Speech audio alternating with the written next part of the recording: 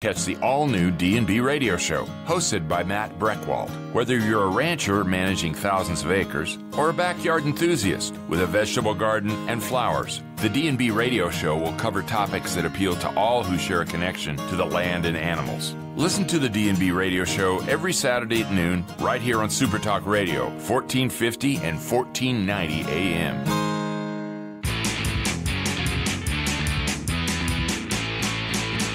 Take me out to the ball game. Take me out to the crowd. Buy me some peanuts and Cracker Jacks. I don't care. I ever get back, so let's root for the home team. They don't win, it's a shame. 1, 2, 3 strikes, you're out at the old ball game. The Johnny Ballgame. Oh, we're going to have some fun today. That, you chucklehead, I can guarantee you. Welcome to your favorite sports talk radio program, the Johnny Ballgame Show, brought to you by Benchwarmers Pub and Grill. Get ready for Benchies this weekend, and it all begins tomorrow. These are one of these nights. This is one of these times as a sports fan on a Wednesday. It feels like a Friday, right? Even better than a Friday. I mean, for me, it's Friday night, essentially. Tomorrow, the big dance tips off, 2018 version, and I can't wait to get this thing going. Make sure you're at Benchwarmers throughout the weekend watching the biggest tournament we have in sports in this country, the NCAA March Madness men's basketball tournament. Again, it'll be at Benchwarmers all week. And don't forget, Saturday, you got St. Patrick's Day. I know the pub crawl, everybody's excited about that. I'm going to have some fun there as well. So it's a big weekend, and it's one of those deals that feels like a Friday to me. There will be no Johnny Ballgame show tomorrow. Unfortunately, we will be back on the air on Friday. Most likely here in studio. We'll be back on the air, and I was contemplating whether or not I wanted to do the show live from Benchies, but I think it's probably just easier on everybody if we just do the show here in the studio, and then I head on down to Benchies as soon as that show ends. But there will not be a JBG show tomorrow, and you know what? Go watch the tournament. I don't want to take away from your sports day. Watch basketball tomorrow. Stream it at your desk if you're at the office or you're at the site. Have a way. Tune on in. So enjoy the tournament. May your bracket stay true. And again, I can't wait for tomorrow. It all starts. Like I said, today we're going to have some fun. How about this? A college basketball Hall of Fame legendary coach is going to be on the air with us in about 20 minutes. Yes, Gene Keady, longtime Purdue Boilermaker coach, went to 18 NCAA tournaments. He's a 7-time Big Ten Coach of the Year, 5-time National Coach of the Year. Went to a couple of regional finals in the tournament. Gene Keady, yes, he will be joining us at 3:35 today. So I am pumped beyond expression to talk to Gene Keady. I love talking with, sports legends, and if you like this show, hopefully you're pumped as well that we get such a big name. Shout out to my boy Carlito Labarda Jr., the head men's basketball coach here at EOU, for helping me set this up. Carlito was Gene Keady's team manager and a graduate assistant at Purdue with Gene Keady and Steve Lavin and some great staffs that Gene Keady was able to put together there. So thank you, Carlito, if you're tuned in. I know you'll be tuning in probably to listen to the interview, but I appreciate the love helping me set up an interview with the College Basketball Hall of Famer. And in hour number 2, one of my good buddies in the business, he's the head men's basketball coach at the University of Northern Colorado, up there in the Big Sky, D1. He does a terrific job. He went 22-10. His name's Jeff Linder in just his second season at Northern Colorado, and he's getting ready for the CIT. That's another tournament, not the NIT, not the NCAA, not the CBI, the CIT. So he's still still playing. Linder's going to hang out with us at 4:35. And then full of guests in hour number 3 as well. Brad Gagnon, Bleacher Report NFL writer at 5:05. And Ronald Bond, sports writer 007, Grande Observer sports editor. He's there at 5:35. So we're action-packed today, locked, loaded, ready to fire away. Let's get this thing going. Your Valley Concrete Pumping top story.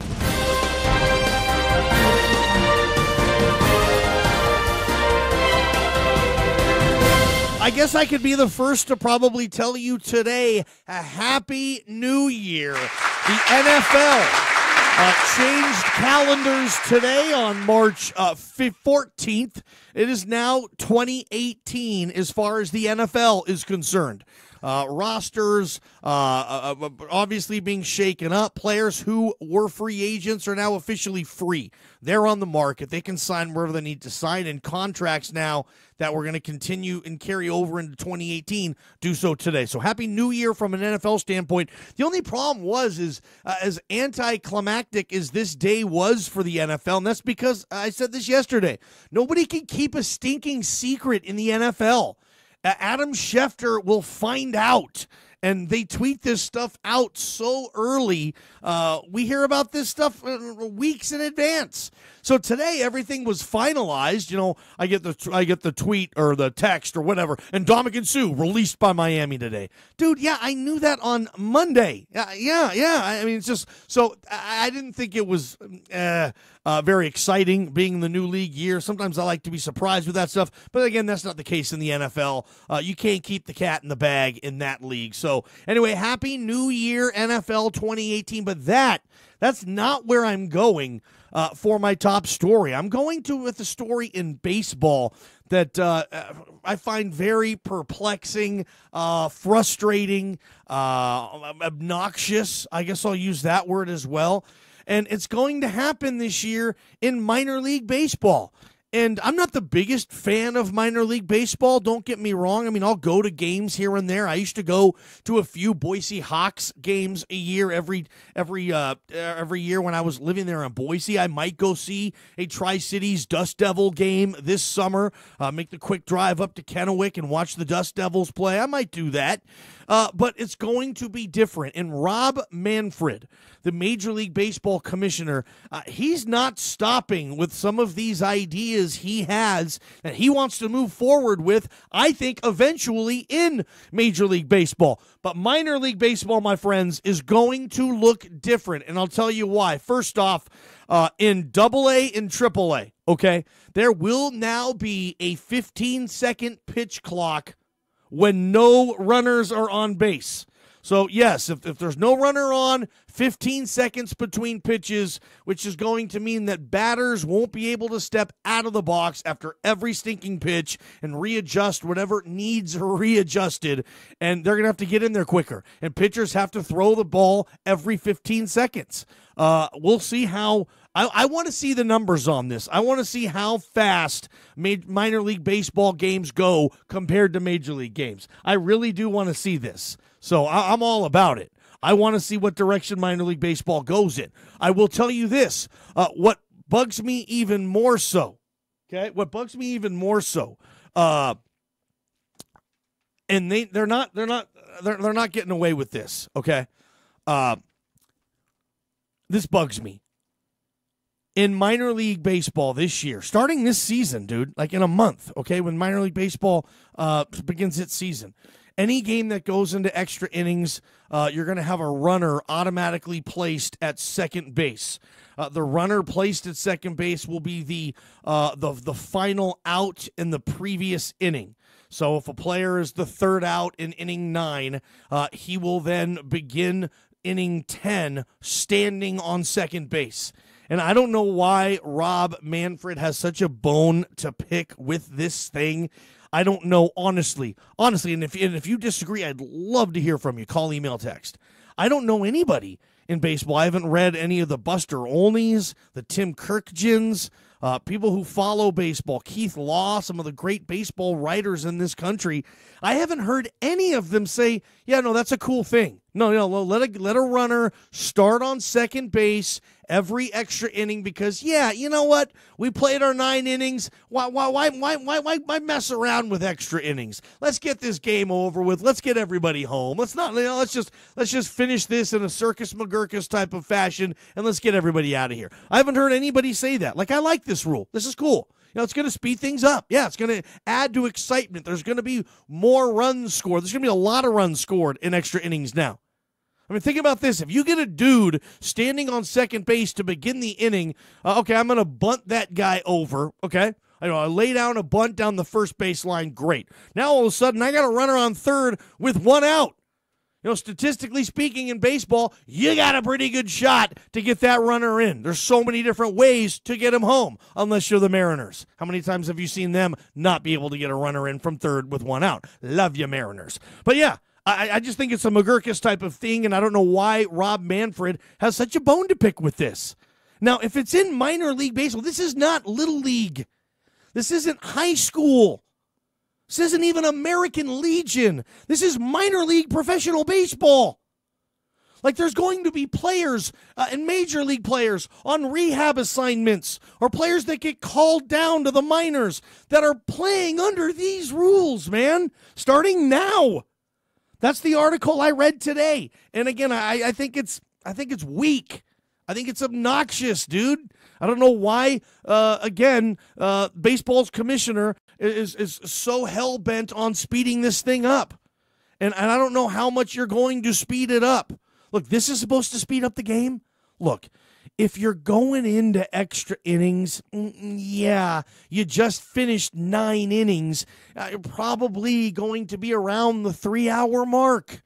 Not every game goes into extra innings. A lot of people, heck, I'm one of them. If I'm at the ball game and the game goes extra innings, that doesn't bother me. And if it does bother me, then I can get up and leave. They don't lock you in the stadium.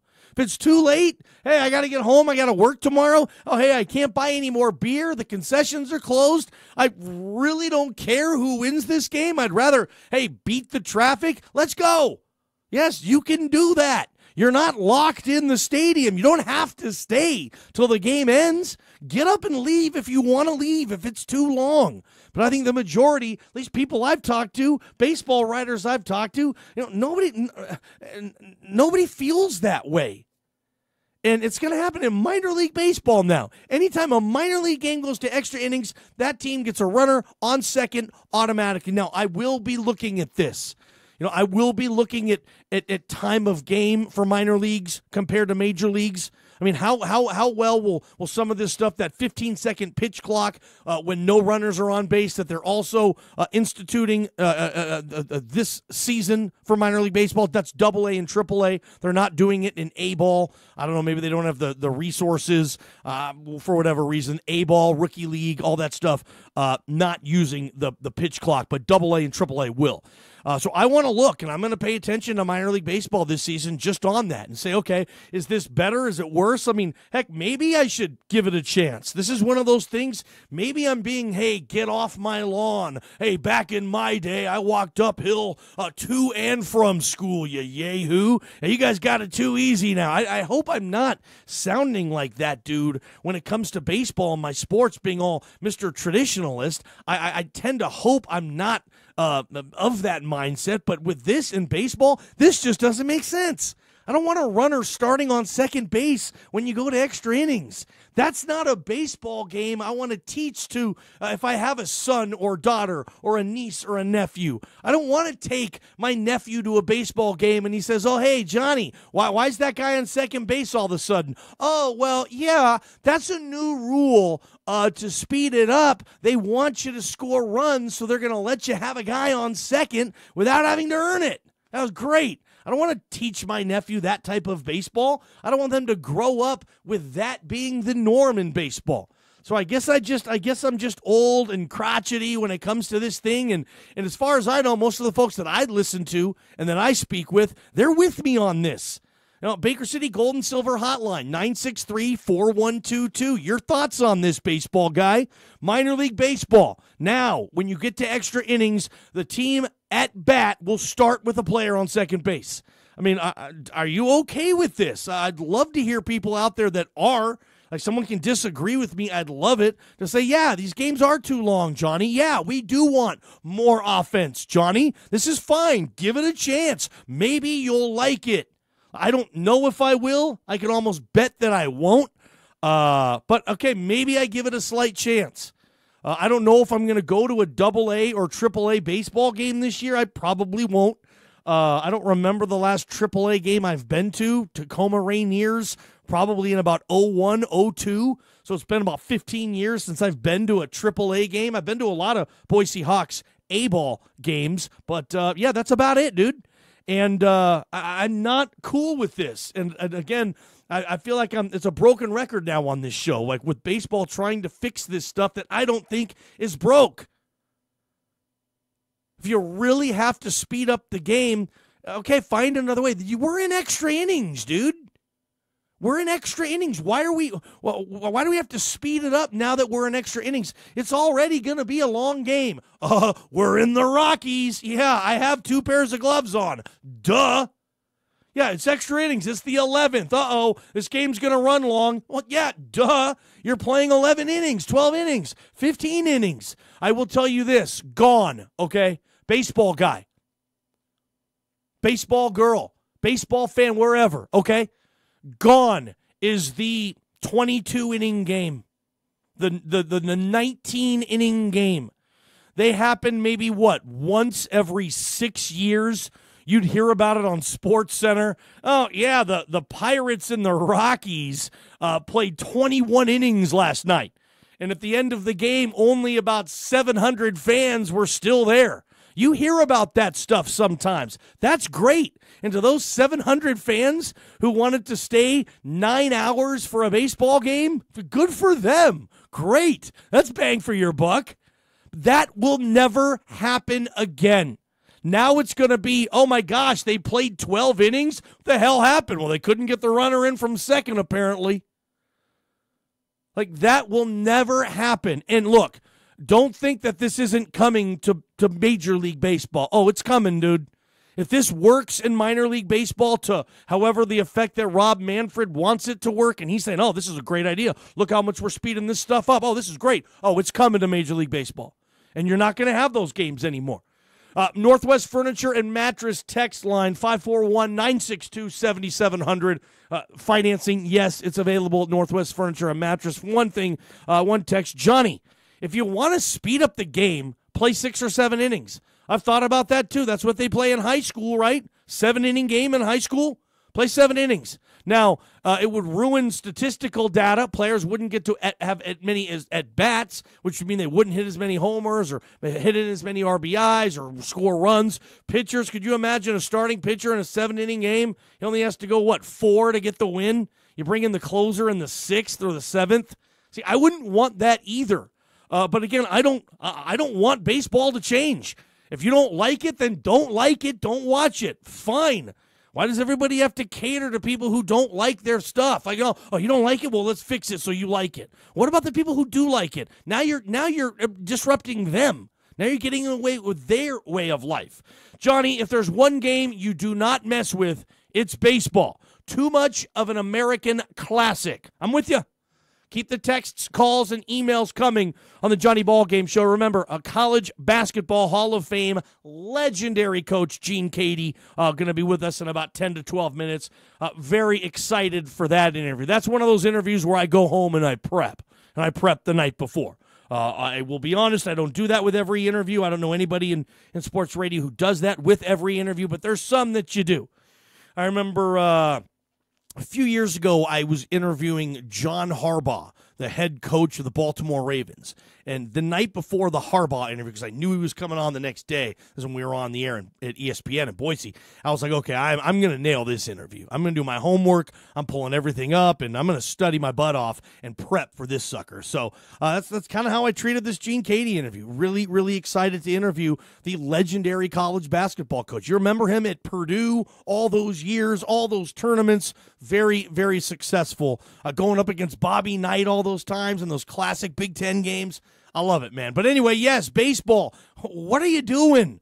Minor League Baseball will now have a runner start at second base during every extra inning. Yep, minor league baseball. I'm not talking about Little League T-ball. I'm not talking about American Legion or high school ball. I'm not talking about softball. No, I'm talking about minor league baseball, dude. They're doing that this year, and I think it's really lame. Valley Concrete Pumping is the local leader. Go talk to my boy Lee Atkinson. By the way, a huge baseball fan. I guarantee you Lee doesn't like this thing. Weekend projects, do-it-yourselfers, Valley Concrete Pumping has your back. You need concrete poured, you know exactly where to go. Valley Concrete Pumping. Good stuff, man. Love their sponsorship. We got Gene Keady around the corner. Wanted to talk about some other stuff. The Pac-12, when it comes to basketball, dude, you stink, man. You stink. Tired of defending you lazy, stupid, cheesy Pac-12 basketball. I hate you. Ballgame Show, Benchwarmers Pub and Grill. We'll be back. MJ Goss Motors Company is proud to be your LeGrand, Chevrolet, Buick, and GMC dealer. With an extensive inventory of new and pre-owned cars, trucks, and SUVs, their friendly staff will help you find the perfect vehicle for you. Goss Motors is a full-service dealership which includes 24-hour towing, a body shop, parts, and service. So stop in today and check out the new and pre-owned inventory and ask them about their current offers and factory incentives. MJ Goss Motors in downtown LeGrand. Quick, friendly service since 1922. I'm Galen Miller, owner at Blue Mountain Barbers. I'm living my dream. I really am. I always wanted to own my own good old-fashioned barbershop. Now I have it. My team and I will do everything in our power to make sure you have the best barbershop experience possible. I don't charge an arm and a leg. I put sports on the TV. I offer all types of service, and I appreciate your business. We will take care of you at Blue Mountain Barbers on Adams Avenue. That I can promise you. EONI. Who is EONI? Our customers will tell you that whether it's for your business or your home, EONI has the best internet and voice services. In business for 21 years, EONI has built its reputation based on its people, its network, and that EONI is Eastern Oregon local. Visit eoni.com, stop by at 216 Chestnut Street in LeGrand, or call 541-962-7873. And when you do, ask about the unadvertised special.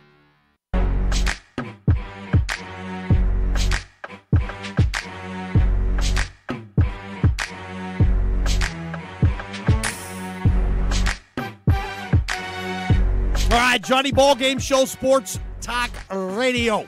It's a March Madness Eve, right? I've talked about this at length all week. You know, just memories growing up, waking up on the March Madness Thursday. You know, that's one of the times I don't have a problem waking up early. Like, I'll tell you this, hopefully, I'm at the Long Branch by tomorrow around 7:45. Getting a big old plate of biscuits and gravy, side sausage patty, side bacon, hash browns. Serve it up at the Long Branch. Hopefully that's where I am at 7:45. The only way I won't be there is if I drink a little too much sauce tonight and I can't get up in time. Hopefully that's not the case. I'm trying to be at the LB tomorrow for breakfast at about 7:45. Games start, about 9? So good to go. I want that good LB breakfast on a March Madness Thursday. Can't wait. Daniel's Knott Funeral, Cremation, and Life Celebration Center. Tough calls to make when you lose a loved one. You need to make arrangements, have a celebration of that person's life, possibly a cremation. Do that with Daniel's Knott Funeral, Life, and Celebration Center. They do a very, very good job. Lowell and Carol, they're the best. Love them. Making a difficult call, a little less difficult. Gene Keady in about 7-8 minutes. I got some good stuff for Coach Keady. Text line, Johnny, ask Coach Keady about Glenn Big Dog Robinson. Yeah, would you say that was Gene Keady's best player he had? Big Dog was what, first overall pick in the draft? Second overall pick? He was close, right? For Purdue. I remember that year, I think they were a 1 seed. I think they got maybe to the Sweet 16, maybe Elite 8 with Big Dog. But yeah, he was a tremendous college player, Glenn Big Dog Robinson. That probably one of his more notable players for sure. I mean, it's just crazy to see what Gene Keady's done. 5-time National Coach of the Year, 7-time Big Ten Coach of the Year, We went to the tournament 18 times. That's really tough to do. I mean, Purdue was there just about every year. And it's not like they were in a weak conference like the Pac-12. No, they were in a good conference for basketball like the Big Ten. I mean, okay, the reason I'm picking on the Pac-12, I watched the UCLA-St. Bonaventure game last night, and it was just so typical Pac-12. Oh, no, I don't want to fight. No, Mom. No, son, I'm dropping you off at preschool. No, stay here. Don't leave, Mom. Such babies, man. Of course UCLA lost to St. Bonaventure, a team UCLA has no business losing to. You're talking about the difference between a filet mignon and a cube steak. You shouldn't lose that game. And it's just like, oh, I don't want to get wet. No, Mom. No, you're taking swim lessons. I don't want to get wet. Like, they're just babies, man. And of course they lost that game. It seems like when a school, a tougher school, takes it to a UCLA or a Pac-12 team, they just fold up like stinking lawn chairs. The Pac-12 is always in that first four, and they always lose. And they'll probably lose tonight. Arizona State will probably lose to Syracuse. Probably. But UCLA, and they just didn't want to fight them. It was just a weak effort. UCLA, they could barely score 60 points. You could see one team, the Bonnies, that flat out wanted that win. Like, they wanted to take it to a tradition-rich school like UCLA, and UCLA just kind of holier than thou, nose in the air, stuck up. I'm prettier than you. I don't want to get my nails dirty fighting you. It just seemed to me like that was the attitude I took from UCLA in that game last night. And I think that's part of the reason why a Pac-12 team hasn't cut down the nets since 1997. 21 years it's been since a Pac-12 team won the college basketball championship. And if you take away USC in football, okay, take away USC in football. The last Pac-12 team to win a national title in football was the stinking Washington Huskies, who split the title with Miami in 91. And I was frustrated watching that game last night. Like, you know what? Like, Pac-12, just come on, man. Represent yourself a little better than that. That game was there for UCLA to win. St. Bonaventure wasn't that impressive. But they wanted it. They fought hard, and UCLA just, oh, no, I don't want this. Like, they just looked like a bunch of babies, in my opinion. And then the conference, it's just, thanks, Pac-12. Of course you only got 3 teams in. 2 teams were in the playing game. And I'm tired for sticking up for you. You don't even deserve to get to the tournament if you're going to show out like that. It's just soft. And Steve Alford, really, that's the guy? That's the guy for you? UCLA Steve Alford? Okay, yeah. It's just soft, man. And it bugged me last night. I didn't have money on it. Hell no, I'm not going to bet money on UCLA. If I should have taken the Bonnies and the points. I'm sure UCLA had to be favored.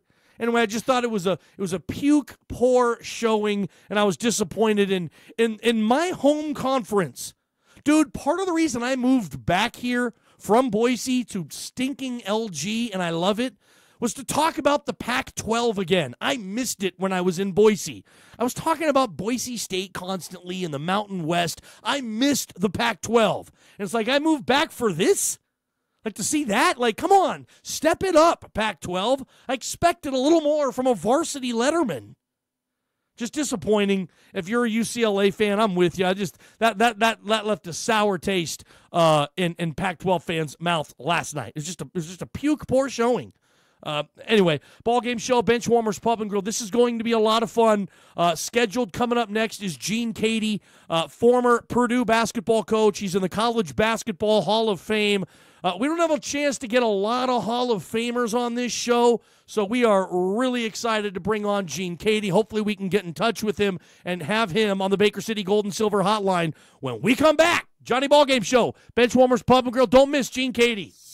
It's time now for your LeGrand Ride weather forecast. In LeGrand tonight, a low of 31 degrees with mostly cloudy skies and a chance of rain and snow mixing overnight. For tomorrow, a high around 48 degrees with mostly cloudy skies and a chance of snow early. In Baker City tonight, mostly cloudy with rain showers this evening, low near 29 degrees. And for tomorrow, mostly cloudy with chance of snow showers throughout the day and a high near 46. This weather forecast is brought to you by Grande Hospital. Medical research shows that people who develop a long-term relationship with a primary care provider experience better health and lower healthcare costs. Make your health a priority. Call the RMC, your primary care medical home, at 541-663-3138.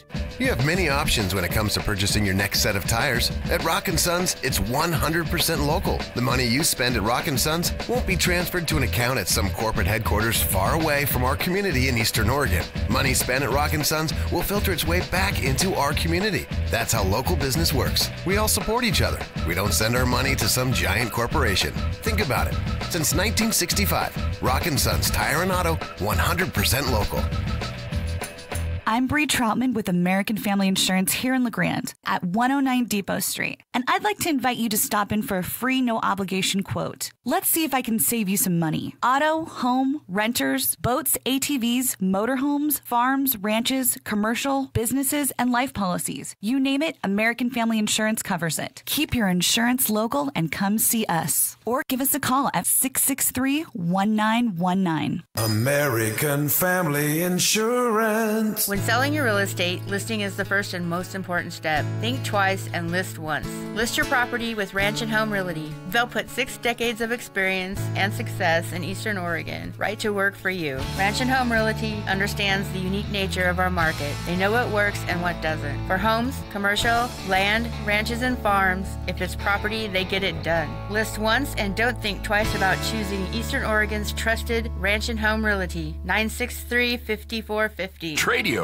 Tune in every Monday through Friday, 7 to 8 a.m. as Cliff Turner hosts Union and Baker County's largest garage sale. Listeners, call and email Cliff with items they have for sale, and he puts their message on the air absolutely free. Tradio is proudly brought to you by My Hearing Centers. Try before you buy, exclusively at My Hearing Centers. Book your free hearing evaluation and free trial today. Call 663-4772. 663-4772. The Grand Ronde Hospital Foundation is excited to announce our second annual fundraising gala, the Emerald Gala, the best night out you'll have all year. Experience the Irish tradition on St. Patrick's Day and enjoy traditional Irish music from Blue Plate Special. Enjoy an exclusive Irish meal from Merlin Baker that will make you think you are in a fine Dublin restaurant. And finally, magician Hart Keane, who has performed on America's Got Talent among other national shows, will amaze and delight with his magic and illusions. All proceeds of the gala will go towards patient-centered care projects that improve healthcare for all of our community. The Emerald Gala will be held at Eastern Oregon University Gilbert Center on March 17th at 6 p.m. Tickets are available now and are very limited, so purchase now at the Foundation's website, grh.org/gala, or call 541-963-1431. Come join us for this exclusive, exciting, and inspirational event and become part of a worthy cause to benefit our community and loved ones. grh.org/gala, or call 541-963-1431.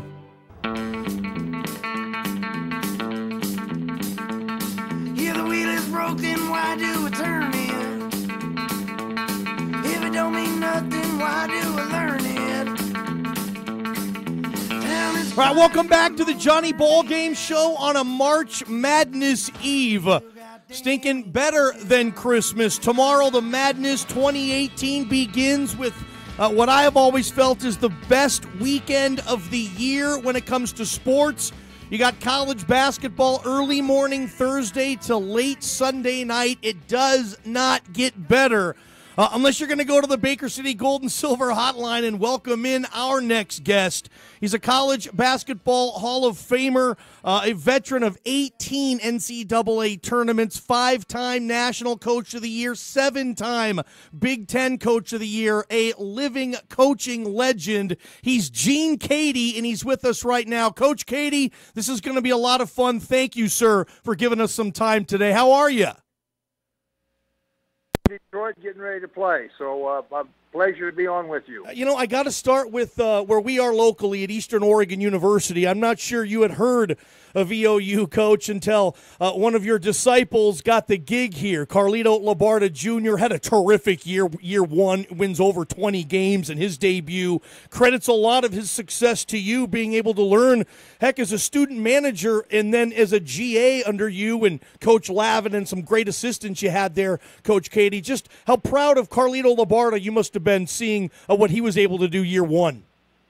Well, I am. He was a young man that always listened, very loyal, worked hard, and was always, very aware of what was going on. So he used our system, and he's a guy that I'm very proud of and happy for. You're with Purdue right now. You're getting ready to follow your Boilermakers, coached by Matt Painter, one of your former point guards. But let my listeners know, they're filling out their brackets, as you know, this time of year, Coach. Purdue gets a number 2 seed, had a successful season. I'm sure you like what you see with your Boilermakers this year, huh, Coach? I do, because they got some good pieces. We got a couple big guys. We got some good guards that can really shoot it depending on the night. You know how shooting goes. That's sometimes hot and cold. Shooting's kind of fickle sometimes. But yes, sir. I really like this team. They get along. They like each other. Coach Painter's done a great job coaching them, so it's been fun to watch. In your coaching career, Coach Keady, when you're able to, at times maybe sit down and put it into the proper perspective, what's the perspective that you put your coaching career in? Oh, wow. I think the thing I'm most proud of was we graduated 92% of our kids. Wow. And right now, I got 12 guys that are coaching. So after being under me all those years, it's a wonder they ever wanted to coach again. So, I'm really proud of the fact we graduated most of our kids. Just that there was almost a golden era of Big Ten basketball that you were involved with, obviously with Coach Knight at Indiana down the road. Just a lot, the heart of Indiana basketball, Purdue, Indiana. Just talk about those times a little bit, cutting your cloth or whatever in the Big Ten. Just battles every night. I loved it, Coach. Well, yeah, it was. I had a chance to go to several other colleges, but I was so happy at Purdue with the people I worked with, and I went to Kansas State. It was a land-grant college, and the philosophy was very similar. Yeah, they love sports. They graduated their kids, and people I worked with, I think, kept me kind of in check. And I was so happy to have opportunity to go other places, but by the same token, I couldn't cut loose. I just stayed at Purdue for 25 years, so. It's been a special place for me. You weren't just a basketball player and then a basketball coach. Gene Keady, Hall of Famer, with us right now. Coach, you were drafted by the Pittsburgh Steelers in 1958. How tough of a decision possibly was it for you to not pursue an NFL football career but to stay with basketball? Tell me about that. Well, I was with the Steelers, and Coach Parker was the coach, and I was a pass receiver, and I hurt my knee for the 4th time, and instead of staying there and working on it and getting it back where I had before, I decided to come back and use my degree to coach. So I got a job at Beloit High School in Beloit, Kansas in late August in 1958, and that's how I started in a high school type arena. So it was fun because I got to work with young people and got to be able to teach and coach really 4 sports when I was in high school, but it was an opportunity to start and use my degree. Gene Keady hanging out with us. Advice you would give younger coaches maybe getting into the tournament their first time if they were to call you and say, hey, Coach Keady, and what are some things that we want to make sure I do or maybe other things I need to avoid? What advice would you give a coach getting ready for a run in the NCAA tournament, Gene Keady? Well, don't work them too hard. Keep their legs rested. Make them fresh. And don't look to the next game. Don't look at who would you play if you win. You got to worry about surviving and advancing, and that's the main thing. So focus on the game at hand, and that's the biggest factor, I think. So it's one of those things where you just got to be ready to play who's next because everybody's good.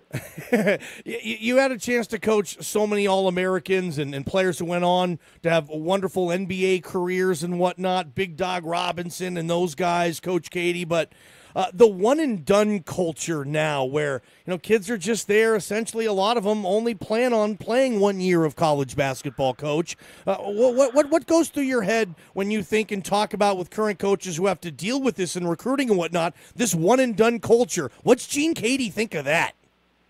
Well, it's kind of a frustrating in a way because you can't blame those guys for signing for several $1 million, but by the same token, they miss getting better as a college player with fundamentals and competing and getting better with age, and they miss getting their degree, which, you know, if you got your degree, you can get a job anywhere from most universities. So it's a frustrating scenario for coaches. But you really can't blame the kids for signing if they can sign for $5, $6, $7, $8 million, and you're not going to make that much if you run a corporation. So it's like, hey, it's unbelievable opportunity for the players, but by the same token, it's frustrating in that they don't learn how to manage your time. Sometimes they don't learn how to manage your money, and they don't know how to move on in another career because basketball is not going to last forever. You know, when you found Glenn Robinson in what was it, Gary, Indiana, Roosevelt High School, I believe it was, and you got him to go to Purdue, and I thought that was obviously a significant moment in Purdue basketball, having a first overall pick. What did the recruiting process go like with Big Dog? Why did he settle on Purdue in your opinion? How'd you get that big a guy to come sign there, Coach? Well, we got kind of leg up when he was young. He came to our camp as an 8th grader, and then we just stayed with him, came back to camp every year, and then we got close. His mother and his high school coach liked us, and that helped us. So it's just one of those things where we stayed near to him. He got better every year, and kind of amazing opportunity for us. And it just worked out to our benefit, to his benefit. So because he signed for $142 million with the Bucks, so it was one of those things where it helped everybody. Coach, what do you miss most coaching, Gene Keady? Practice, being with the players, teaching and practice, and being able to get them ready for a game, that sort of thing. I really miss practice. Coach, again, Gene Keady, College Basketball Hall of Famer, hanging out with us here.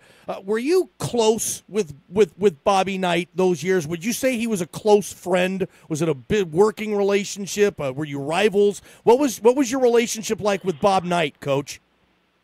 Well, we were tough rivals, but right now we're best of friends. We do gigs together. People pay money to see us get up on the stage and answer questions. So we have a lot of fun doing it. We've had like 4 or 5 gigs already in the state of Indiana, and Bob Hamill was the SID and a writer for the Indianapolis Star when he was in his era. And he does the MCing, he does the hosting for us, and stirs it up with questions. So we have fun. So we're best of friends now. I love it. Do you think the Final Four is in a good place with the football stadiums and the 70,000, 80,000 folks? And I mean, when you were doing most of your coaching, heck, a lot of those tournaments. I remember when Magic and Bird played in '79. They played in Salt Lake City, Coach. You know, Jim Val. Right. I mean, what do you think of just the evolution of the Final Four? How big it is now, Coach? Well, it's an amazing scenario because they make so much money from it. It helps everyone, including the schools, and of course the networks, the TV networks now for each league has made a lot of money for the schools. So I don't know about the big venues. You just have to adjust. I think the main thing about coaching was over the years I tried to adjust to the times, adjust to what the scenario is now. So be able to adjust or adapt to what's going on now. My biggest change was the parents. They became helicopters and hovered and didn't understand what it took really to become a better player. And that wasn't the case earlier on in your coaching career. Parents stood further back? Oh, yeah, they backed you. They weren't a problem. They weren't interfering. They just let you coach. So that changed, though, over the years.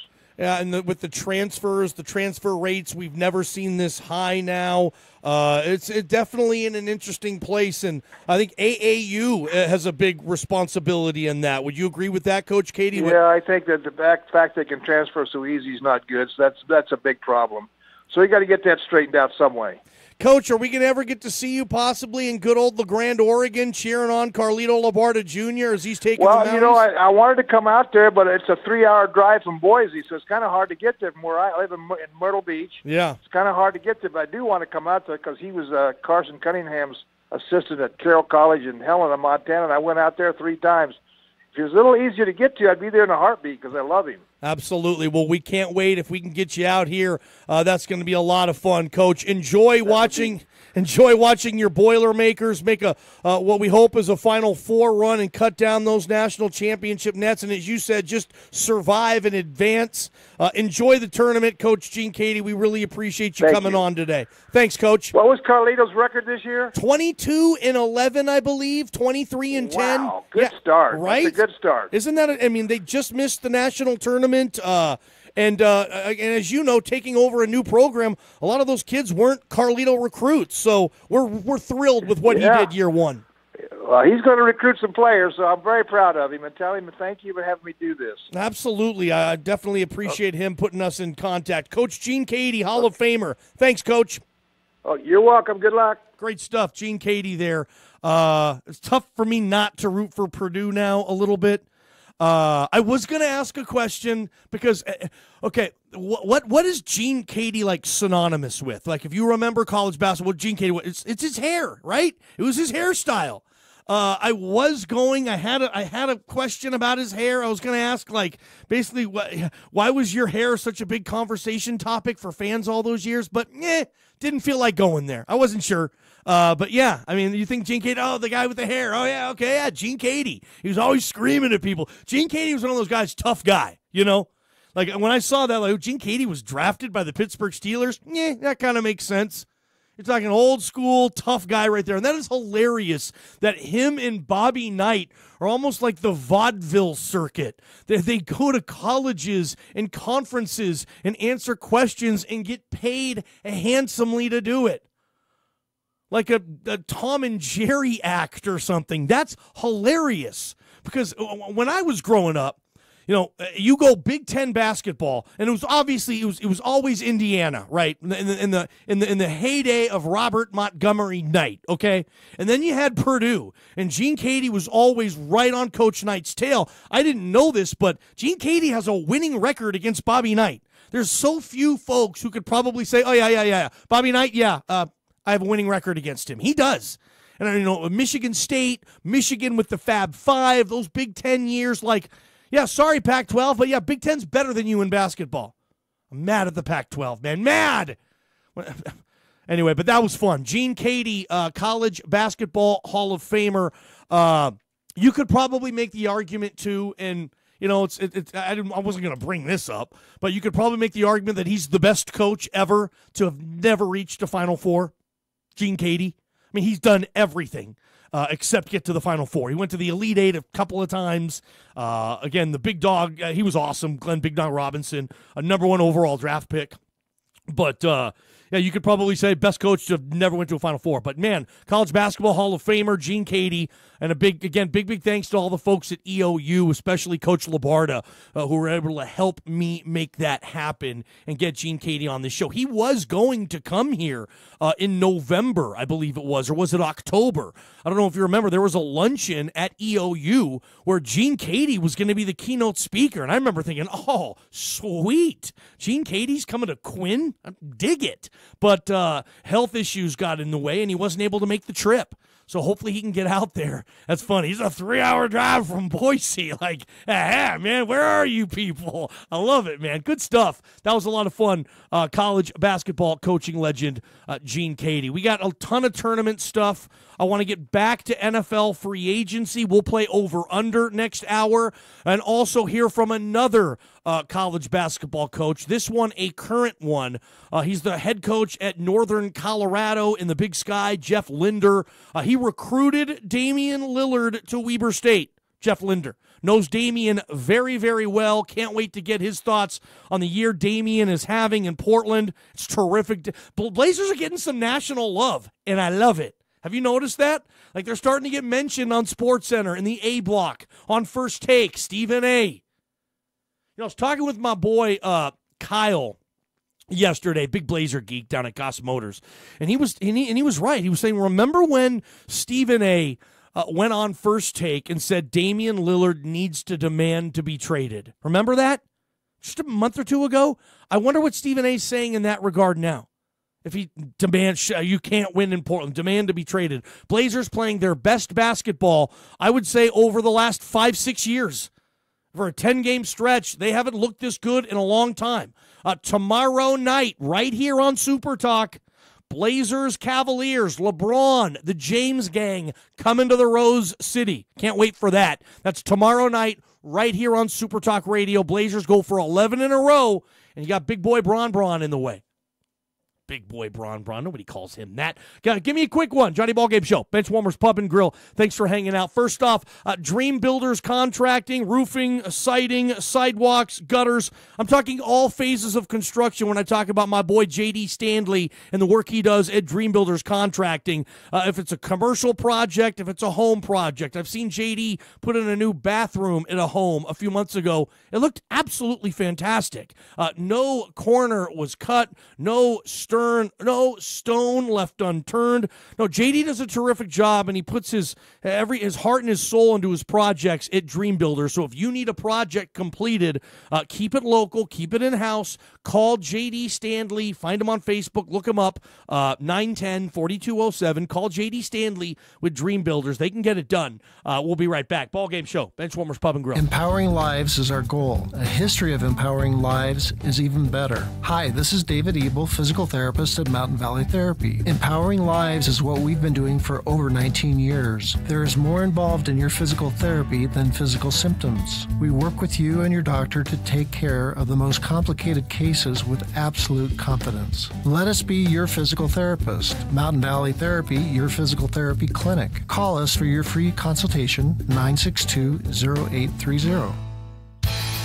Valley Concrete and Pumping is your continuing local leader when it comes to all concrete pouring projects. For both contractors and do-it-yourselfers, Valley Concrete has by far the best service and prices. Having concrete poured for your project is a big decision. You got to make sure it's done right. And owner-operator Lee Atkinson knows the business as well as anyone. He's a great community leader as well. So for whatever project you may have, contact Valley Concrete and Plumbing with Lee Atkinson. You'll be 100% satisfied. That's a guarantee. It's time now for Community Calendar Update. Every Monday through Friday, the Community Connection Senior Dining Center in Baker City serves up lunch at 11:30 a.m. There is a suggested donation of $4.50 for persons 60 and over and a cost of $6.25 for persons under 60. Stop by Community Connection of Baker County, located at 2810 Cedar Street in Baker City, to take a look at the menu and see what else is offered. The American Legion Post 43 in LeGrand holds bingo Thursday evenings, with early bird games starting at 6 and a second session beginning at 7. The public is welcome to come down to 301 Fur Street in LeGrand each week to participate. Refreshments will also be served. Cash only, please.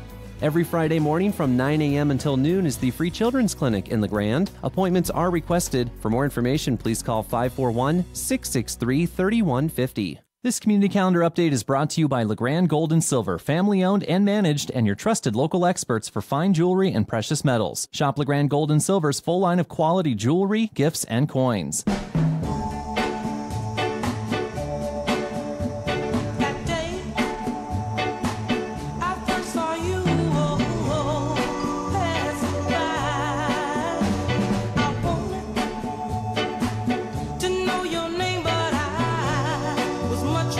Welcome back, Johnny Ballgame Show, Benchwarmers Pub and Grill.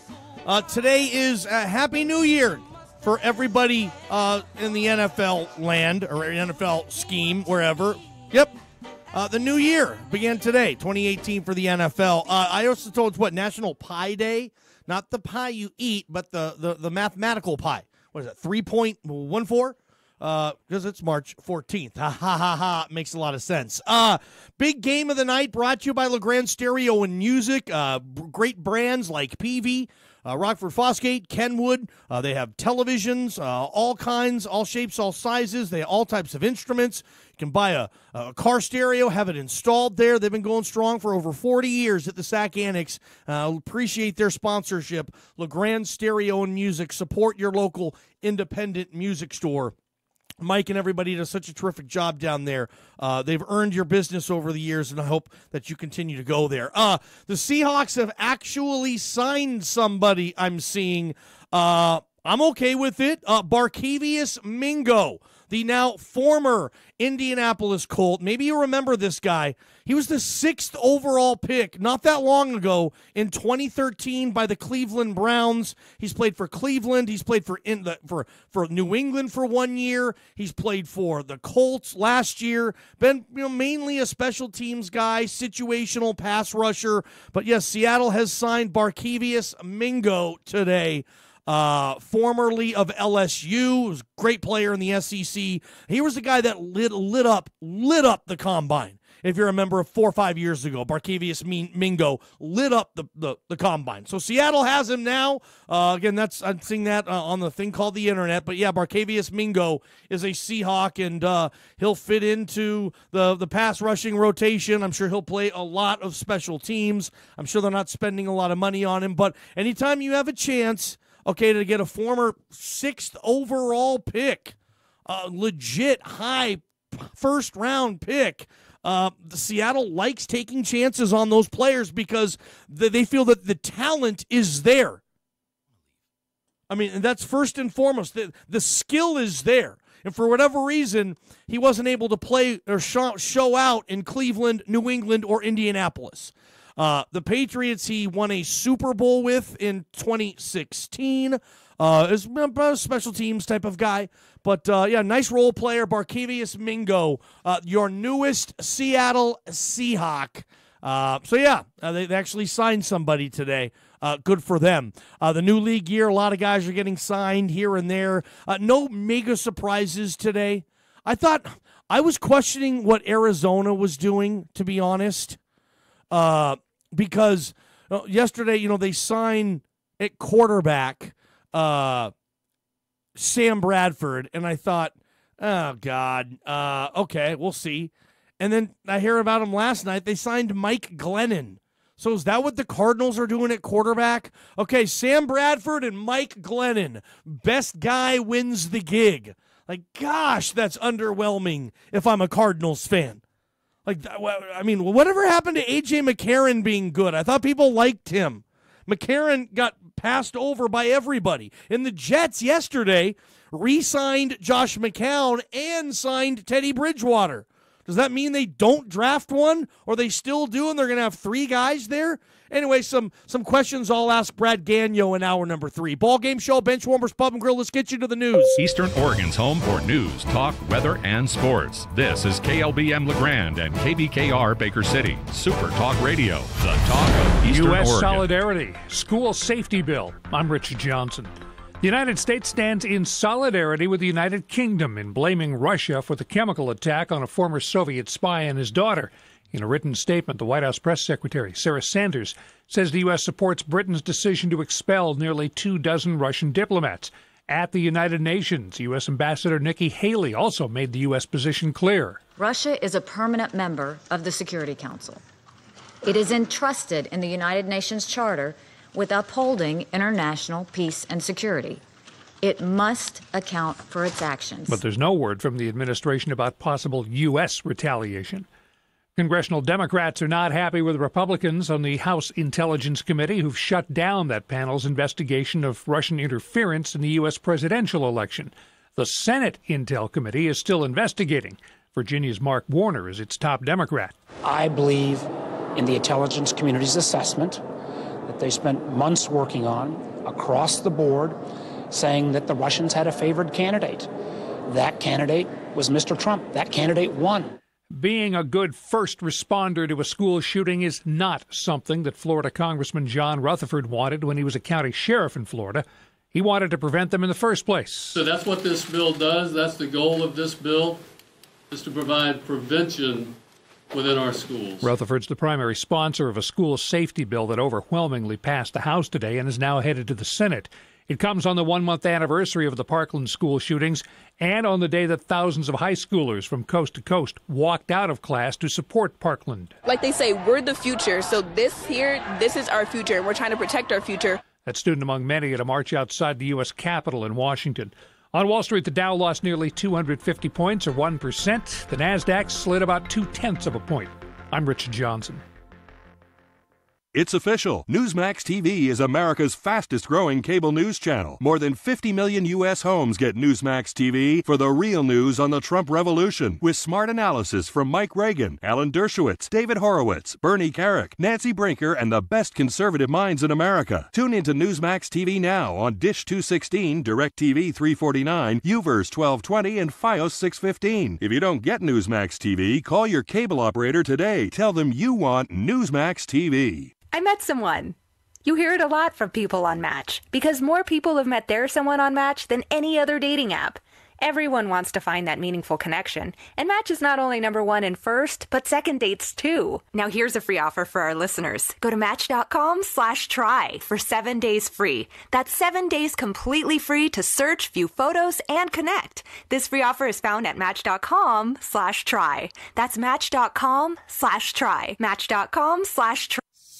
It's time now for your LeGrand Ride weather forecast. In LeGrand tonight, a low of 31 degrees with mostly cloudy skies and a chance of rain and snow mixing overnight. For tomorrow, a high around 48 degrees with mostly cloudy skies and a chance of snow early. In Baker City tonight, mostly cloudy with rain showers this evening, low near 29 degrees. And for tomorrow, mostly cloudy with chance of snow showers throughout the day and a high near 46. This weather forecast is brought to you by LeGrand Ride, regional leaders in outdoor recreation and weather. For extensive, accurate information about trails, snow, and everything weather-related, visit legrandride.com. I'm JD Stanley with Dream Builders Contracting. We have values at Dream Builders.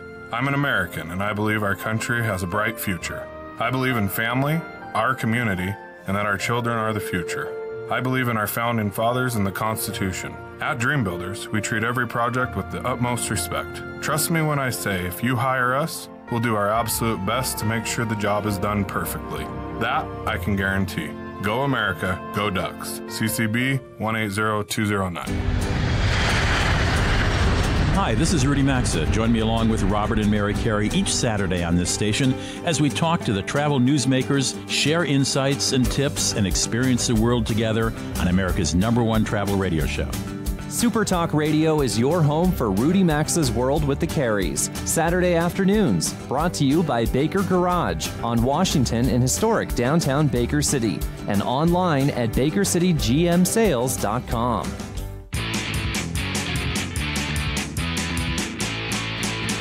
Take me out to the ball game. Take me out to the crowd. Buy me some peanuts and Cracker Jacks. I don't care. I ever get back, so let's root for the home team. They don't win, it's a shame.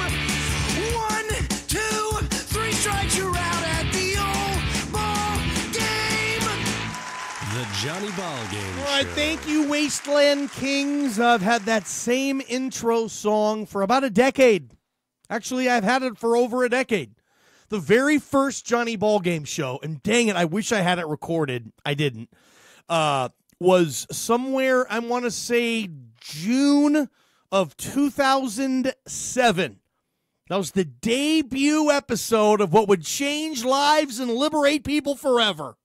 So 10 years. Do you think I need a new song? Should I mix it up? Any advice? I'd love it. You can email me, JohnnyBallGameShow@gmail.com. You can text me, 541-962-7700. Should I mix up my entry song, my intro song, or should I just not even touch what is already a pretty good theme song? Thank you, Wasteland Kings, for putting that one together for me so long ago. But, yeah, it's great stuff. I will open up the phone lines. If anybody wants to chat, you can. On the Baker City Gold and Silver Hotline, 541-963-4122. Appreciate everybody on KLBM, KBKR, YouTube Live, and JohnnyBallGameShow.com. Thanks for accessing the program. We'll play over-under this hour. Set a line for me. Johnny, how many playoff games are the Blazers going to win this year? I'll set the line at 5.5. Johnny, how many beers are you going to drink tonight? I'll set the line at 10.5. Johnny, Slappy Swami Swampson. Johnny, how many biscuits and gravy? What's a good one for the Long Branch? Johnny, how much pepper are you going to put on your biscuits and gravy tomorrow? I'll set the line at 3.5 shakes of the shaker. Anyway, have some fun with it. It's March Madness Eve, dude. Tomorrow it all begins. Aren't there statistics that say, like, the lowest productivity days in the calendar year at work are March Madness Thursday and Friday? Isn't there like statistical data that backs that up? I think there, especially now, because, dude, honestly, I remember this, okay? By the way, I'm getting one text message. Johnny, don't touch that song. It's gold. Okay, there's one. Keep them coming. But the 1 year I remember not being able to stay home Ferris Bueller style for the tournament. I was in 8th grade, and the reason I couldn't stay home, I stayed home on Thursday, but I couldn't get the 2 days because we had a choir concert, and I was in choir in 8th grade. Of course, no, I can't sing. I was in choir because, one, I didn't want to carry around a musical instrument. I didn't want to be in band because I stunk at that in 5th grade. I played the trumpet, and I was awful, man. I sucked. And so, when in my middle school, you had to pick. Like, you did band, you did orchestra, or you were in choir or something. Maybe there was one other option, but I thought, okay, choir, all the girls were in choir. There's only like 3 boys in our whole choir class, which is awesome. What's the count, bro?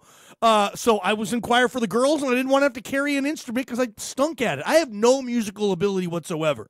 Everybody else in my family, they pick up anything, they're like Bob Dylan or something, dude. I have no musical sense whatsoever. I'm horrible at it. So I was in choir, and we had our big choir concert that I couldn't get out of. So I had to fight through a March Madness Friday going on a choir trip to some place wherever it was where you were competing against other choirs in the school district. Yeah, like a choir off. Yeah, like a choir contest. Yeah, awesome stuff, man. So I brought a little radio when I was listening to the games on the radio. But now, basically, the point I'm trying to make is you don't even have to do that anymore. Now everything is streaming. Like, you can watch games like, honestly, I'll go in. A buddy of mine was talking yesterday. He was saying, well, I'll have one game on my computer. I'll have one game on my tablet that I bring in. And I'll have one game on my phone. This is a local insurance guy that I'm buddies with. I won't say his name, but, you know, his name, it rhymes with Mickey Moria. Yeah, Mickey Moria. That's what his name reminds me. I was talking to him, a buddy of mine. He's like, yeah, I can have 3 games pulled up just sitting here at my desk. And that's kind of how it is now. It's no longer like, oh my gosh, like where can I watch games? I got to take a long lunch. I have to do other. You can watch games now from your phone, dude. A lot of times from your watch. This is like Back to the Future Part 2, man. Only thing we're missing is the flying cars, dude. Everything else is there. So you can do that now. It's awesome, man. I mean, you can go to work tomorrow, still get all the action, but I did see a statistic, I thought somewhere, that when in terms of productivity, Thursday and Friday are the worst. Isn't this like the number one day today?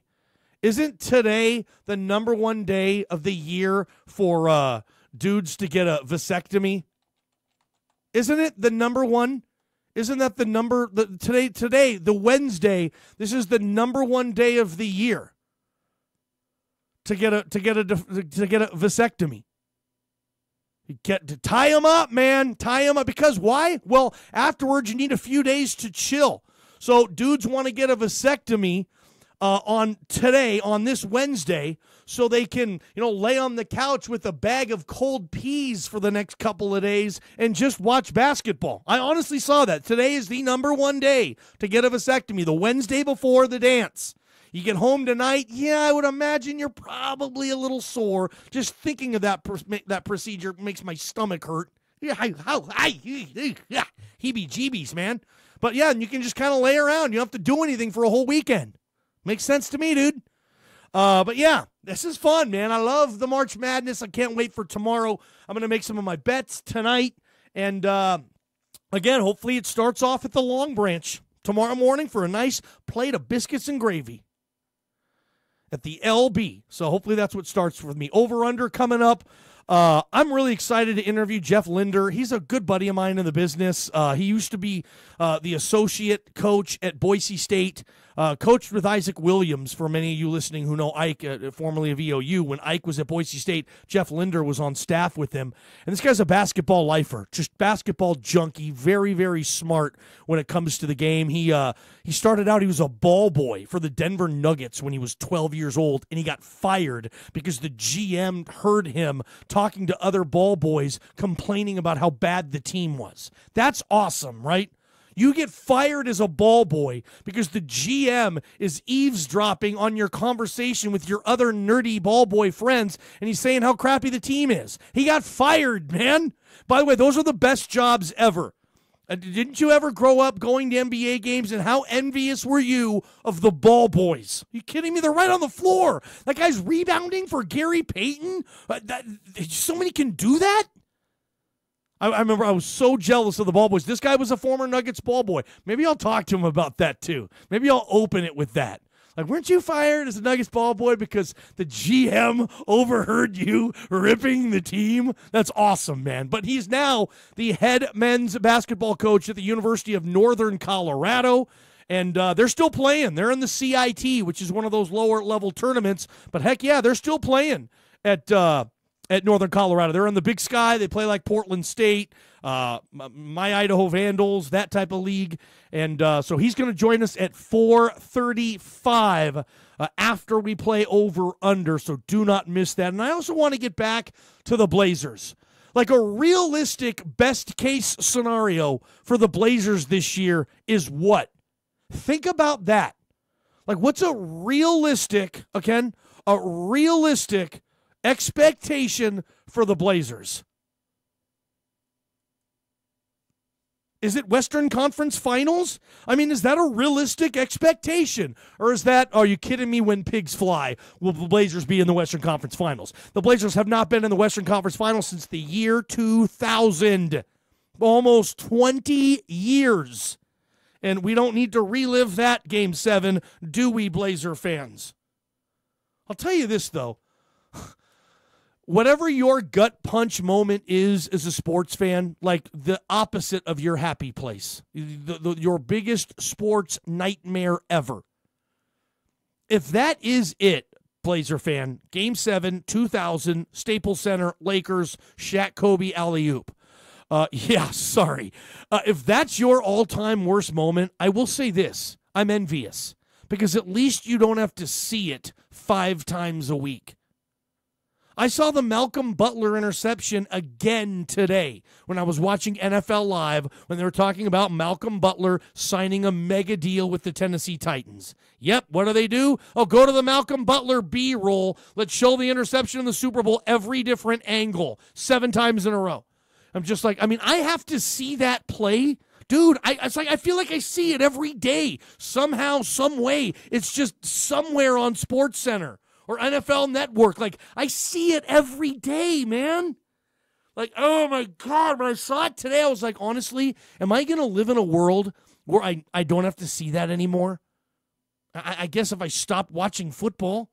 I mean, they're going to show that play every year, multiple times in my whole life. At least, Blazer fan, your worst nightmare ever in sports, nobody goes back and shows that. You never have to worry about seeing that Blazer collapse in Game 7, and that was a collapse. I mean, they had that game. They had that series. They were better than the Lakers in that series, dang it. Don't get me started. And I wasn't even a Blazer fan then. I was rooting for him. I'm not going to root for Shaq and Kobe. Hell no. I was a Sonic fan then, but I was hoping the Blazers were going to win that game. I remember Detlef Schrempf was on that Blazer team, and I was rooting for the Blazers because I loved Detlef. Detlef had a good Game 7, too. They shouldn't have taken him out. When they took Detlef out, it just kind of, honestly, I remember that game like it was 2 weeks ago.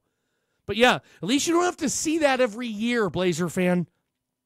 I have to see that all the time, my one. Johnny, great interview with Gene Keady. I can't believe it. Tomorrow, we wake up. It's tournament time. The best 4 days of sports all year. Thank you for the text messages coming in on the Northwest Furniture and Mattress. Keep them coming. Yep, I appreciate that. Johnny, Big Dog Robinson was my favorite player. I remember when the Bucks drafted him. Big Dog Robinson was one of those can't-miss guys, remember? He was like a Tim Duncan, like an Allen Iverson, like a Shaq in terms of, okay, we're just having the draft. Whoever wins the lottery, everybody knows who they're taking. That's what Big Dog was. It was one of those years. Like, everybody was lottering. Everybody was in the lottery because they wanted Big Dog, period. He was one of the great college basketball players of the last 30 years, I would say. Big Dog Robinson was a really good pro, too. It was buried in Milwaukee. But those early on Bucks teams, Sam Cassell, Ray Allen, Big Dog Robinson, pretty good squads, man. I remember when George Karl got to coach Big Dog and Ray Allen, and I read George Karl's book. He had a lot of good things to say about Big Dog. Anyway, cool name, too. Glenn Big Dog Robinson. If your nickname was Big Dog. Like, I'm going to start calling my friend Caleb. I'm going to start calling him Big Dog. Hey, what's up, Big Dog? Let's see if it sticks. Baker City Gold and Silver. It's a great investment opportunity, gold and silver. No question. Old bills, coins. Heck, you might have items when you're cleaning out grandma's attic that are worth a lot more than you thought they'd be worth. I'm telling you. Take that stuff to Baker City Gold and Silver, 1812 Main Street in Baker City. Look, you're going to find stuff that, again, you don't know what it's worth. Gary will, and he does a terrific job, and he's been in business since 1981 in beautiful Baker City, one of the most successful businesses in Baker City history, and I love having him on my team. Gary, if you're listening, remember, my bro, if you can't hold it, you don't own it. Baker City Gold and Silver. I'm sorry, Gary's getting ready for the madness tomorrow. That I know. Over under, keep sending them in. Set a line. What's the line? Hey, Johnny, how many underdogs win tomorrow? I'll set the line at 2.5. You going over or under? That's what we're playing coming up on the Johnny Ballgame Show. That'll be brought to you by Knee-High Enterprises. We'll be back. Attention business owners. The deadline is fast approaching to advertise in the 2018 edition of the Blue Book Yellow Pages. Don't be the only business left out. In print, online at statewideyp.com, and now on your mobile phone. The best way to reach potential customers ready to buy. Call today to place your ad, 888-442-8838, or visit online at statewideyp.com. The Blue Book Yellow Pages. Simply the best. Have some little beaks to feed? Give them something to chirp about during the D&B Supply Chick Days from March 7th to 19th. Save on 40-pound bags of Nutrena Nature-Wise Chick Starter Grower Crumble Feed for those fledgling appetites, and on 35-pound bags of Nutrena Nature Smart Organic Layered Chicken Feed for those full-grown hens. Even find discounts store-wide on fencing equipment, gardening supplies, and more. Say a little bird told you about a pretty big deal, and flock to March Chick Days sale at your favorite D&B Supply. Kurt's RV Service and Repair always has you covered, especially during this cold Eastern Oregon weather. Right now is the best time of the year to minimize the cost of repairs on your RV or trailer by coming in for a routine winterization. You still have plenty of time to get this done and make sure your RV is ready to go for your next big trip. Kurt's RV Service and Repair, located on Buchanan Lane in Island City, gives you quality service at a fair price. And no job is too big or too small. Kurt's RV Service and Repair. Carl again at the Oregon Trail Trader. I'd like to talk to you about my personal addiction. I am obsessed with firearms. They consume my life and profession. Please come to the Oregon Trail Trader and help me with my addiction problem by taking some of these new and used firearms off my hands. Let me turn my addiction into yours. Brandish me, the Enabler. 2312 Adams Avenue in La Grande, the Oregon Trail Trader. Give us a like on Facebook, and we'll see you soon. Eastern Oregon, thank you for choosing and trusting The Door Guy, your family-owned dealer and installer of premium Raynor residential and commercial garage doors and LiftMaster operators. And now, your go-to guy for sales and installation of entry doors, storm doors, and driveway gates. No matter your project or problem, you can count on the prompt and professional service of The Door Guy. Come see us in our showroom in Island City for great styles and designs. If it's a door, we're the guys. The Door Guy, 541-963-3701. CCB number 213926. This is Bud from Bud Jackson's Sportsman's Bar and Grill, and I have an important message. One of the biggest traffic offenses in Oregon is drinking and driving. Not only are you putting your life at risk, but you are endangering others as well. If you are going to drink alcohol, please be responsible. Take the time to plan ahead. Ask a friend, call a cab, or speak with a member of the establishment you are in to arrange a ride home. Keep yourself and others safe by not drinking and driving. Not only is it a good idea, it's the law.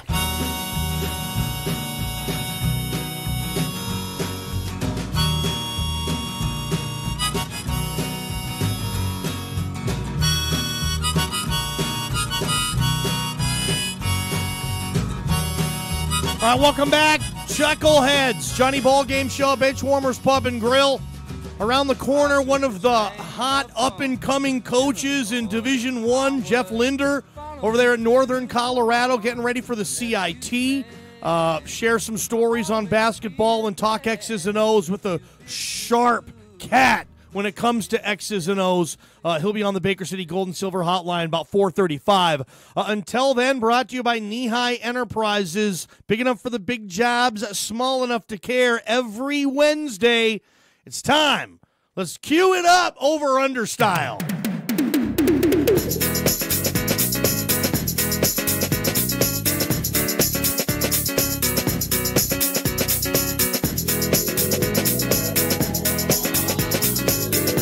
If you'd like to play and participate in Over-Under, which is strongly encouraged, send them in. JohnnyBallGameShow@gmail.com to the Gossip Owners inbox and text me. 541-962-7700. Get them in. I'll start it off. Johnny, how many number one seeds will breach the Final Four? I'll set the line at 2.5. That means 3 or 4.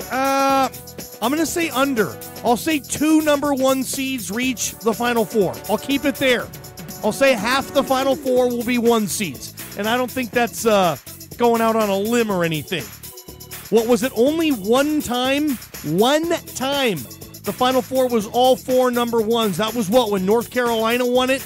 Was that 07 or 08, whatever year that was? My boy Gavi had like a perfect bracket that year. Obviously not a perfect bracket, but he had the Final Four, which is really hard to have because, yeah, Gavi's like that. He'll just pick number ones to go the whole way. Yeah, one of those guys. Love ya, Gavi. All right, what's up next? Johnny, touchdown catches by Jimmy Graham, year 1 with the Packers. Line at 11.5. Oh, that's high, dude. Jimmy Graham going to have 12 teeters next year. I know Packer fans would love that. I'm going to say under. I'll say Jimmy Graham gets 10. I'll give him 10. I'll give him 9 to 10. He's going to be terrific. By the way, Aaron Rodgers, who I think has looked for that tight end since he lost Jared Cook a couple of years ago. Last year, it just didn't work out at that position. Aaron Rodgers and Jimmy Graham are going to work well together. I just see this coming. If Jimmy Graham can stay healthy and not get too upset at cold weather. Jimmy Graham's not a cold weather player. He's never been one before. That's going to be an adjustment. He's a Miami kid. He played in New Orleans. He played in Seattle. He's not a cold weather guy, but he'll adjust, and I think Jimmy's going to have a Pro Bowl caliber year. I expect nothing less. I know Packer fans, it was kind of a dark day for the green and gold, huh? No Jordy Nelson. By the way, if you read Aaron Rodgers' tribute to Jordy on his Instagram page, I'm sure Packer fans probably were brought to tears in some respects. Heartfelt message. Aaron Rodgers saying adios to one of his best friends and favorite teammates ever. Those guys almost came into the league at the same time, Aaron Rodgers and Jordy Nelson. So that'll be odd. By the way, Seahawk fans, not sure where you are on this, but Jordy Nelson is scheduled for a visit with the Seattle Seahawks tomorrow. Jordy will be in the Pacific Northwest visiting with the Seahawks. Seahawk fan, do you want Jordy Nelson? Moving on, over-under. What else we got? Brought to you by Knee-High Enterprises. Johnny, NFL teams that will make the playoffs in 2018 that didn't make the playoffs in 2017. How many will there be? Line at 3.5. I want to say over on this, okay? I mean, just looking at teams that did not make the playoffs this past season that I think get in next season, I don't know what. Let's just a couple off the top of my head. Maybe the Raiders, maybe the Chargers. Maybe they get it. Maybe if Deshaun Watson is healthy, the Texans reach the playoffs. The Ravens always seem to knock on the door. The Cowboys didn't make the playoffs last year. Maybe they will. The Packers didn't make the playoffs. The Seahawks didn't make the playoffs. The Niners might. I mean, I'll say over, dude. I'll say over. The Lions were 9-7, didn't make the playoffs. See, I'll say there's going to be more. There's going to be some more new blood, and that's usually how the NFL playoffs are, and I like it like that. Okay, next up, Johnny, over-under. Double-digit seeds in the Sweet 16, line 2.5. Gosh, can there be 3 teams in the Sweet 16 that are 10 seeds or higher? I'm going to say under, dude. I think the Sweet 16 is going to kind of be the cream of the crop. There might be, look, honestly, in a bracket, I have Loyola Chicago 11 seed in the Sweet 16. I have them beating Miami and Tennessee to get there. San Diego State, could they beat Michigan in the Steve Fisher Bowl? Is a 10 seed going to beat a 2? Is Trae Young going to go on a Sweet 16 run? No, I don't think Trae Young beats Rhode Island, honestly. I like Rhode Island, and they've been backpedaling lately. Rhode Island has the fighting Danny Hurleys. But, okay. I got to go to some breaking news real quick. We will resume over-under in a second. But first, let's get to some breaking news on the Johnny Ballgame Show.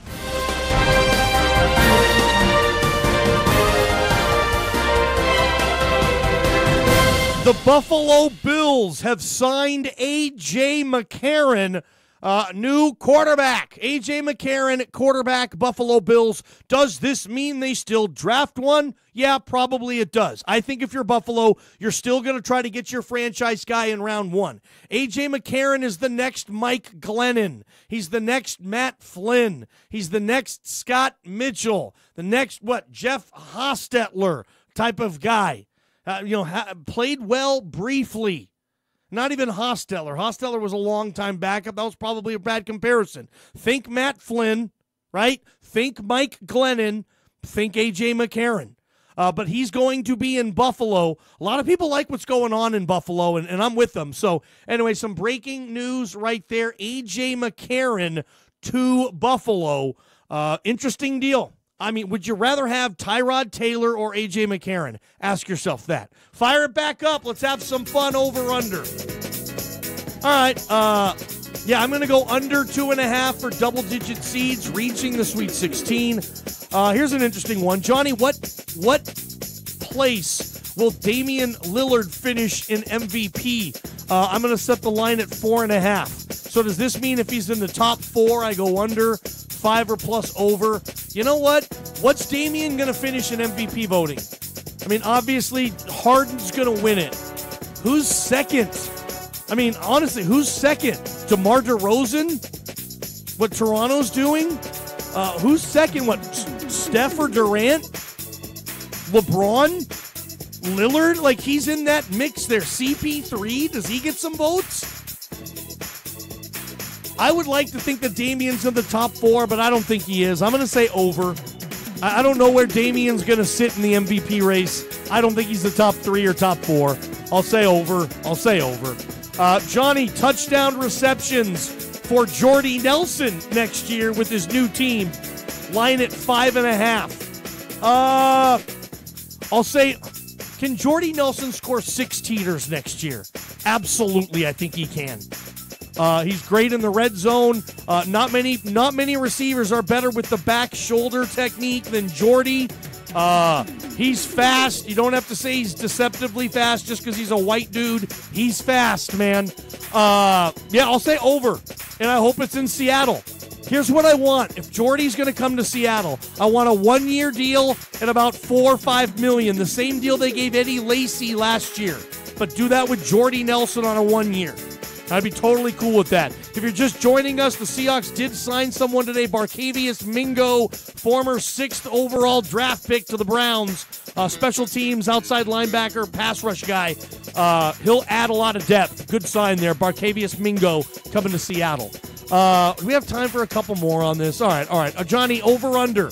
How many games this weekend in the tournament will come down to the final shot or overtime? I'll set the line at 4. Good one. Dude, I'm going to say over, man. I think there's going to be over 4 games that come down to that final shot or go to overtime. I hope so, Benny. I'm saying over. Another one, over-under, Johnny. The Blazers will win 10 of their final 15 games. Is that buy or sell? Or is that over-under? Benny, I don't know where to go over-under. So if I say more or less, I'll say over. I'll say they'll win 11 of their next 15. Wouldn't that be sweet? Ballgame Show, Benchwarmers Pub and Grill. Head men's basketball coach at Northern Colorado, up-and-comer in the business, a good friend of mine and a terrific coach, Jeff Linder. hopping on the Baker City Gold and Silver hotline when we come back. Don't miss this interview. It'll be so choice. We'll be back.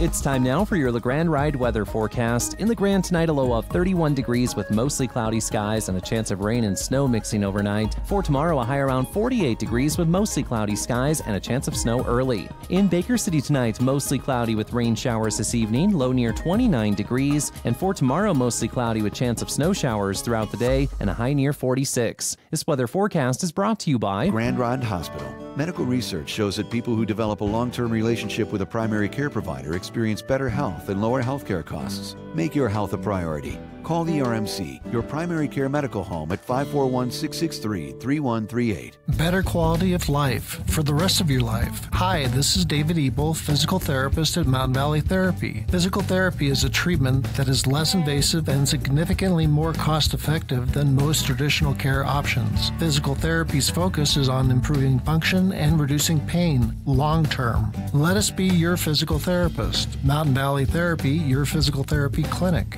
Better quality of life for the rest of your life. Call us for your free consultation, 962-0830. Baker City Gold and Silver has been serving Eastern Oregon for almost 4 decades. Let's face it, you don't make it that long in business if you aren't doing something right. They aren't just a local company. They serve customers across the globe because people know when it comes to investing, you need someone you can trust. And when it comes to investing your hard-earned money, let Baker City Gold and Silver help. Investing in gold and silver is an excellent investment opportunity. Baker City Gold and Silver. If you can't hold it, you don't own it. Super Talk 1450 and 1490 AM is Eastern Oregon's home for Sam's Garage. Hey, good morning, guys. I've got a 2004 Jeep Cherokee, and I have no range with the key fob. Have you tried putting it up to your chin and hitting the button? You know, I read that online and just don't think that Oh, works. it works. Putting it up to your chin. Oh, it works. I'm going to try this. I'm going to put a spoon in my mouth. I'm going to get wire. I'm going to get an antenna hat. I'm going to see what I can do to make it work. Sam's Garage on Super Talk Radio is brought to you by Paul's Transmission and Repair in Baker City. It's time now for Community Calendar Update. The American Legion Post 43 in Grande is serving up hamburgers every Tuesday night from 5 to 7 p.m. Stop in for the hamburgers and enjoy live music, too. The public is welcome to come down to 301 Fur Street in Grande each week to participate. The Cook Memorial Library's Literacy Center is open every Tuesday, Wednesday, and Thursday in Grande. From 1:30 to 5 p.m., devoted volunteers assist any individual that needs help in all areas of writing, reading, and speaking. There are opportunities to connect with reading partners, develop reading and language skills, and even help with homework for students. This is a perfect opportunity for all ages to receive free help in these literacy skills, or even for someone you care for. Stop by the Cook Memorial Library on 4th Street in Grande for more information, or call 541-962-1339. This community calendar update is brought to you by Claudson Sew and Soak. Hot tub sales and service for over 30 years. Great tubs, great deals, and ultimate relaxation.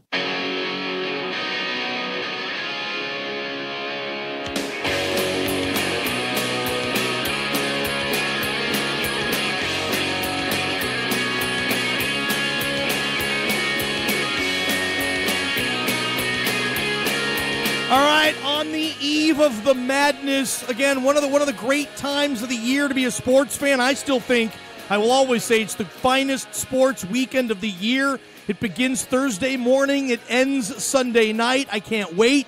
The madness tomorrow, and to help us get ready, I'm talking about one of the up-and-comers, one of the high-risers in the coaching industry right now. Just finished his second year over there on the Big Sky with the Northern Colorado Bears, 22-12, 11-7. And by the way, they are still playing. Finished his regular season. They're in the CIT. He's Jeff Linder, the head men's basketball coach at Northern Colorado. Does a terrific job, and he's joining us right now. Hey, Coach, you're staying alive, man. A little March Madness up there for your Bears, man. Welcome to the show. Yeah, I know it's great to be on and great to be back on in Eastern Oregon. And the Bears had a heartbreaker in the semifinals against the good Montana team. And unfortunately, when you're in this, if you're going to be in the coaching profession, you're going to have to learn how to deal with heartache. Because if you don't, you're in the wrong profession. So tough one to swallow, but hopefully our guys can get a good taste in their mouth back here in Greeley on Sunday when we face Drake in the I think the round of the Sweet 16 of the CIT. Awesome. So we know who you're facing now, Drake, and that's going to be fun. And again, you're still playing. I know it might not be your first choice of tournament. Hopefully next year you're at the National, just 2 wins away, Coach. But in the Big Sky Conference, and I'm a huge fan of the Big Sky. Coming down to that final weekend where typically it's a 1-bid league, and whoever has the best weekend is going to get to represent the conference in the national tournament. Gosh, you can almost cut the intensity, I'm sure, with a knife, man, being in those 1-bid leagues and those tournaments. That's sweet, dude. That must be fun. Yeah, no, and the thing about, the Big Sky this year, historically and always, it's always been a 1-bid league. It's never been a multi-bid league, so ultimately it comes down to trying to play your best basketball in the late February, early March. And, for our guys, which, sometimes in our league, which was a 12-team league, is, we play an unbalanced schedule. So we played, each team plays 18 conference games, and, we finished 11-7, but we ended up and finished in 5th place. But we had to play the top, the teams that finished 1 through 4. They only played each other once, where we had to play those guys twice. And so sometimes the unbalanced schedule, sometimes that's how the schedule makes it way. So we didn't feel like, we were a 5th place team. We felt like with our schedule, that we were, right there at the top, and really felt like that game on Friday against Montana was going to be the championship game, even though, Eastern Washington played extremely well down the stretch. But we would have liked to have the opportunity, but unfortunately the ball didn't bounce our way and had a heartbreaking loss. But the league was really good this year. RPI-wise, the highest it's ever been RPI-wise, had some really good out-of-conference wins. And really, to be honest, Montana's built to where and they got a draw, even though Michigan's, very good and really skilled. That's the kind of team a Big Sky team wants to draw in the first round when you're the seed that you are, because they're not going to just bully you or punk you with their athleticism. Now they could slice and dice you, with their skill set and their big's ability to shoot the ball and Beeline's ability to coach. But I really do think that Montana has a really good opportunity to win that game. You swept my Vandals this year, Coach. Got Verlin a couple of times. I saw Portland State at the PK 80 hang with Duke, like legitimately hang with Duke with a bunch of senior guards. Coach K went on in the presser about how impressed he was with Portland State, and it goes to show they were 9-9 in your league, and I was really impressed with them. A lot of folks were at the PK 80. Jeff Linder, head men's basketball coach at Northern Colorado. The gentleman I'm talking to right now, listeners, this guy was a former ball boy for the Denver Nuggets early 1990s, and he was fired because the GM overheard him talking crap about the roster to the other ball boys. Can you confirm or deny, Coach Linder? That happened, right? The GM overheard you, dude. Ooh, yeah, I'm not sure what the right answer. Yeah, I can confirm that. I also can confirm that the player that I was talking about got traded a week later. I love it, dude. Hey, I think a lot of people probably hadn't known much about Northern Colorado until that dude had that dunk last week. It was everywhere, play of the night on SportsCenter. I watched it a million times. And, Coach, I looked at the sideline after your player had that dunk. Everybody was jumping up and down except you. Like, you totally kept your cool on that. It was like Larry Bird after Reggie Miller hits a game winner against the Bulls in 98. Like, how do you do that in those moments? Just you know what, keep the switch down. But you did, Coach.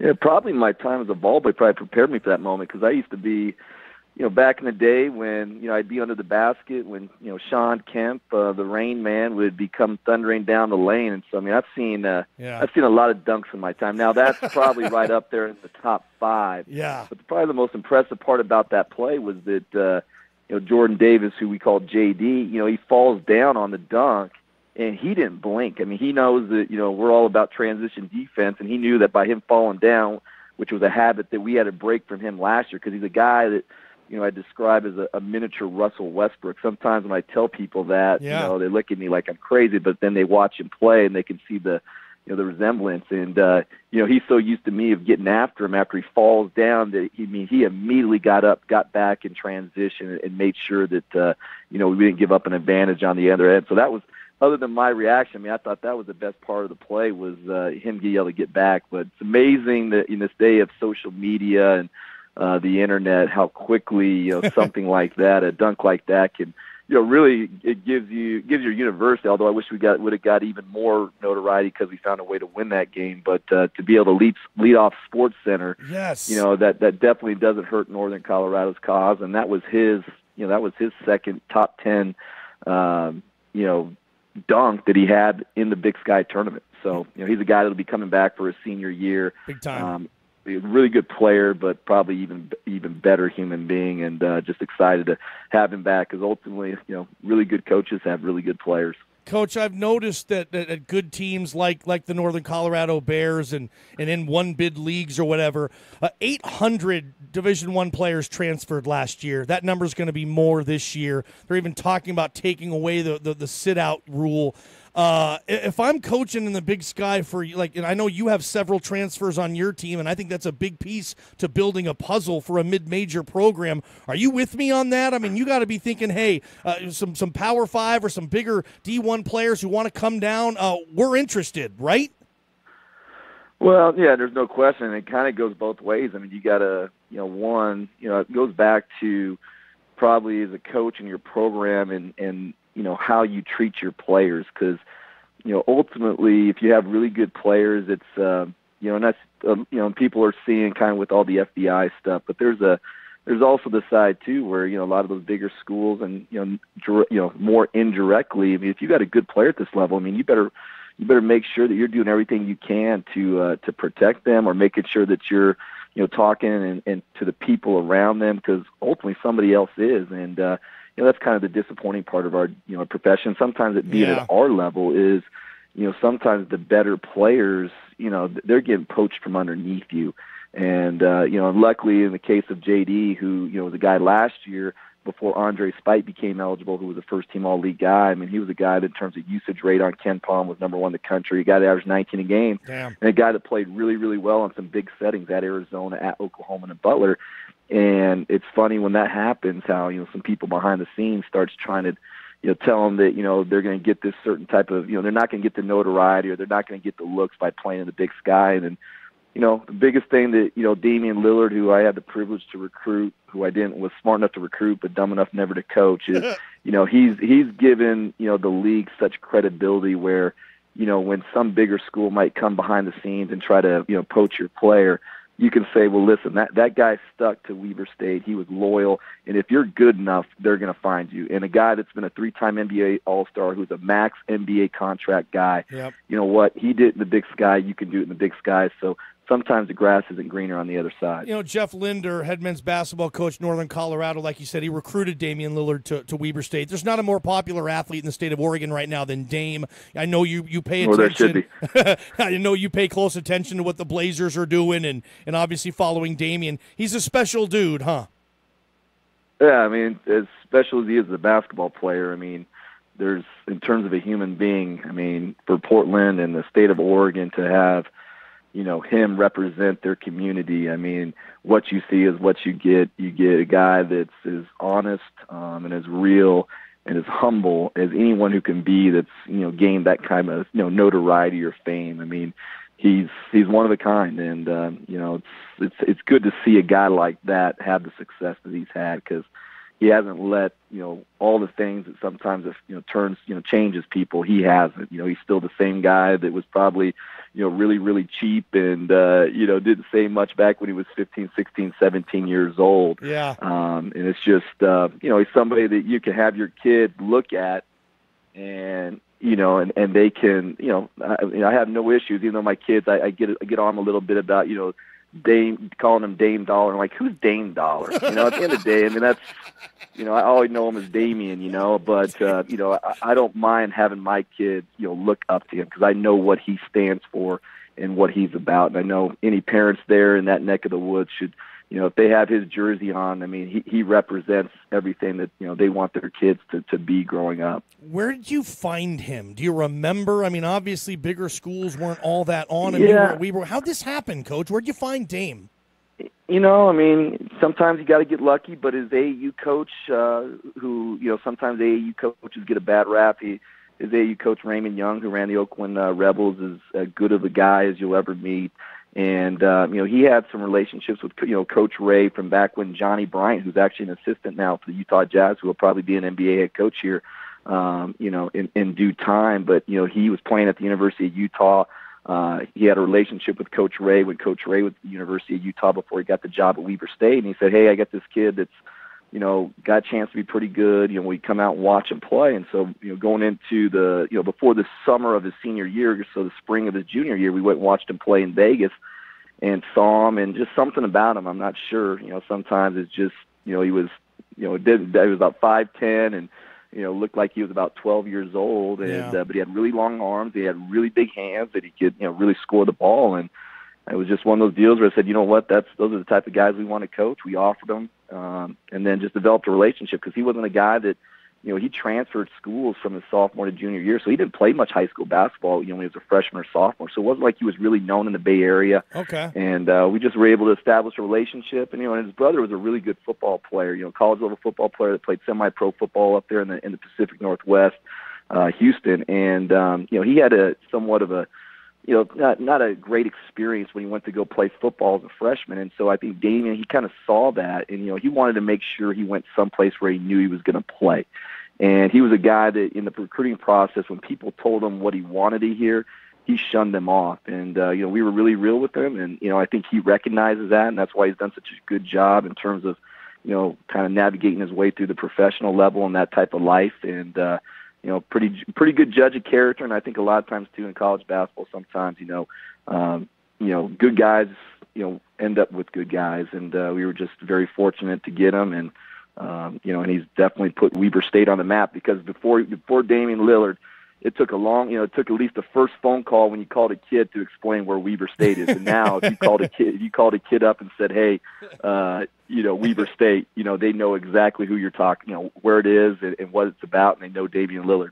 I love it. Jeff Linder, head men's basketball coach, Northern Colorado, recruited Damian Lillard there to Weber State. I looked at your schedule, and, last year, you the non-con, you played, 4 teams that reached the tournament last year, Coach? This year, only one Power 5 conference opponent in your non-con. That was in Boulder. I know you had UNLV on there. Historically, that's always a very respectable opponent. What was the decision between you, your staff, or your AD to say, hey, let's go about the non-con a little differently? And obviously, you're 22-12 right now, 11-7 in your league, and you're still playing in the CIT. What went behind your scheduling? I'm surprised I didn't see a few bigger names on there, Coach. Well, you're surprised. Well, also too, you are what your record is. I can't. It's cool to say you played those guys, but ultimately, you got to give yourself a chance to win some games. And we inherited that schedule the first year from the previous staff, because I got the job in late May. And gotcha.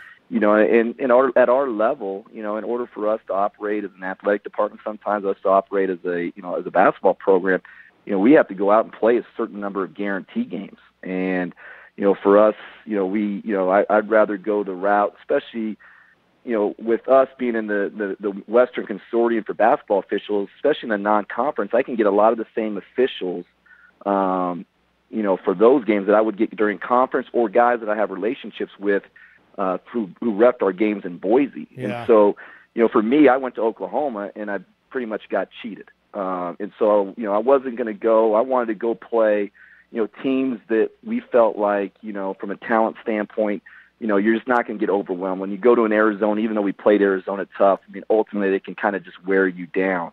But, for us this year to play at Colorado where, it was a 1-point game with 6 minutes left and we didn't play well at all, to go on the road and beat a team like Wyoming, who, beat pretty much everybody in the Mountain West on their home court, to go up there and get a win and then turn around and lose a 6-point lead with 3 minutes left at UNLV and lose that game by 3. Yeah.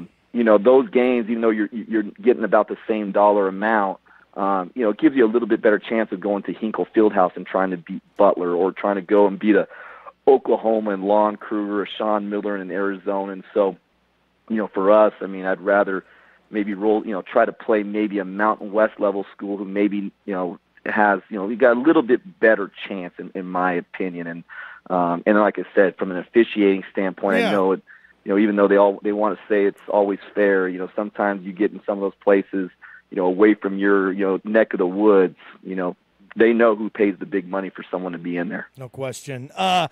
2 halves, 4 quarters. I've talked with a lot of folks who were involved in the women's game, Coach Linder, and they say, dude, this 4-quarter thing is legit. The men should do it as well. You don't have to worry about being in the stinking bonus at the 14-minute mark in some games. You look at the national title game last year, Gonzaga, North Carolina. What's your thought on that? Would you be for that? Have you done any research on this with college basketball maybe going to 4 quarters? No, there's no question. I mean, I think you need to, make it universal. I mean, between, and then maybe not the NBA in terms of what the NBA is, but in terms of what FIBA is. I mean, I think pretty much what FIBA does is the right thing. You minimize, the game is a lot quicker. I mean, that's when I watch our women's team, who's actually a 10 seed in the NCAA tournament, going to play Michigan on Friday in Waco. Nice. You watch their games, and it's just amazing how faster the games go by. It's like in a blink of an eye, but you don't have, as you said, you don't have a team in the bonus with 14 minutes left in the first half. You reset the fouls. The ability at the end of the game to advance the ball, like the NBA. So now, it makes the game that much more exciting to where when there's 1.5 seconds left or there's 0.7 seconds left, and to be able to advance that ball into your backcourt, it just gives you that much better of a chance to maybe get a good shot to win. So hopefully at some point common sense will prevail and we'll make it universal. We'll go to the FIBA outline like the women have and make it a more universal game. And then we'll get rid of all the different lines that are on the court. I mean, every year is like 6 different lines, and at our level, we don't have the money to be changing the court every single year. Jeff Linder, Northern Colorado. I'll get you out on this. I could do this all day, as you know, Coach. But a story I want you to tell my listeners a little bit. Anybody who remembers the NBA, they'll always remember that shot, McNichols Arena, Michael Jordan nodding over to Mutombo, closing his eyes and hitting a free throw. It's everywhere on NBA entertainment films. You were the ball boy right under that basket. You saw Michael close his eyes, and you think you might be partially responsible for that based on a camp you went to as a kid. Tell that story if you wouldn't mind before I get you out of here, Coach. Oh yeah, it's sometimes life works in mysterious ways, and was very fortunate to be able to go to Michael Jordan. At the time, it was called Michael Jordan's Flight School, which was a summer basketball camp, which was held at Elmhurst College in Elmhurst, Illinois. And, awesome. At the time, my mom didn't like to fly, and so my brother, who was 2 years younger, and my mom, we took the Amtrak train from Denver to Chicago, where we had some relatives who actually lived pretty close to Michael Jordan, actually went by his house. Nice. That's another backstory. But, for whatever reason, there were 500 kids in the camp one morning at 9 o'clock, and Michael Jordan every morning came in and did a demonstration, and the demonstration that morning was, how to shoot free throws with confidence, and, basically talking about how, you shoot the same shot every time, and it doesn't matter if your eyes is closed or eyes are open, it's the same shot. And so, he wants to volunteer, and of course all 500 kids are raising their hands, jumping up and down. I'm raising my hand, and lo and behold, for whatever reason, he picked me and went up there and, asked my name. And back then I had the Mars Blackman, do you know shirt on. And, so he goes to say, Jeff, get up here and make a free throw. And he's sitting there in my left ear because I'm a righty, and he's, talking trash to me, basically telling me not to miss this, that, and another. And I get up there, and now, in my mind, that's God at the time. Yes. That's before social media and all that, to where, you probably realize who he probably really was. But, in my mind, that was God. And so, I'm sitting there, I'm nervous. And probably the thing that helped me the most was in high school, college, you're never nervous for another shot again because you had, the all-time greatest player whispering in your ear. Well, get up there, I make the first one somehow with my eyes open. Now he tells me to close my eyes, still talking trash to me. I'm like, please, God, don't let me airball this. And lo and behold, the shot goes in and out. And then, of course, he's like, well, okay, everybody's going crazy. Like, well, if you make this, Jeff, he goes, I'll get the whole camp Gatorade, which, lo and behold, he's sponsored by Gatorade, so it's not like it's money coming out of his pocket.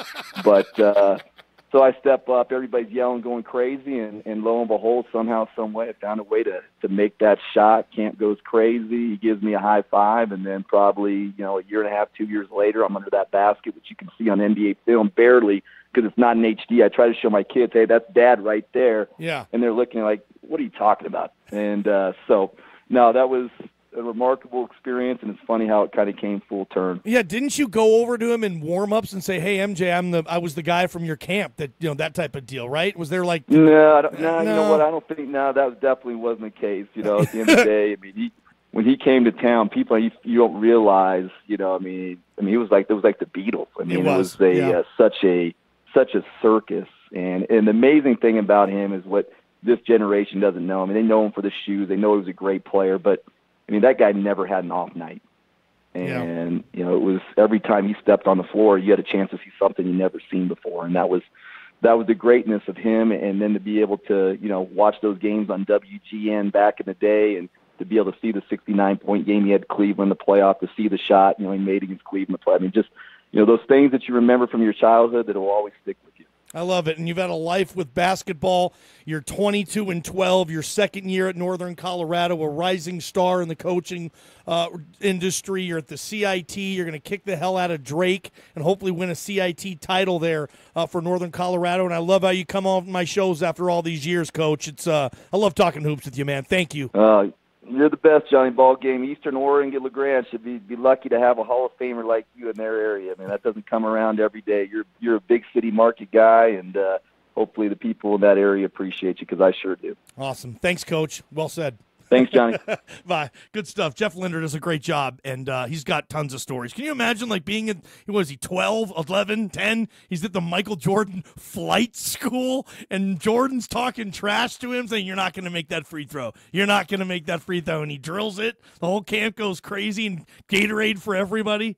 No, I love that story. Johnny Ballgame Show, Benchwarmers Pub and Grill. When it's time for tires and time for savings, well, it's time for locally owned Rockin' Sons. For over 60 years, Rockin' Sons has been fitting Eastern Oregonians with the best prices and best brands of tires. It does not get more local than Rockin' Sons Tire and Auto. Don't forget about 25-hour towing service, the best in Eastern Oregon. Head to rockinsons.net and make sure you're getting the best deal on tires. Locally owned and operated since 1965.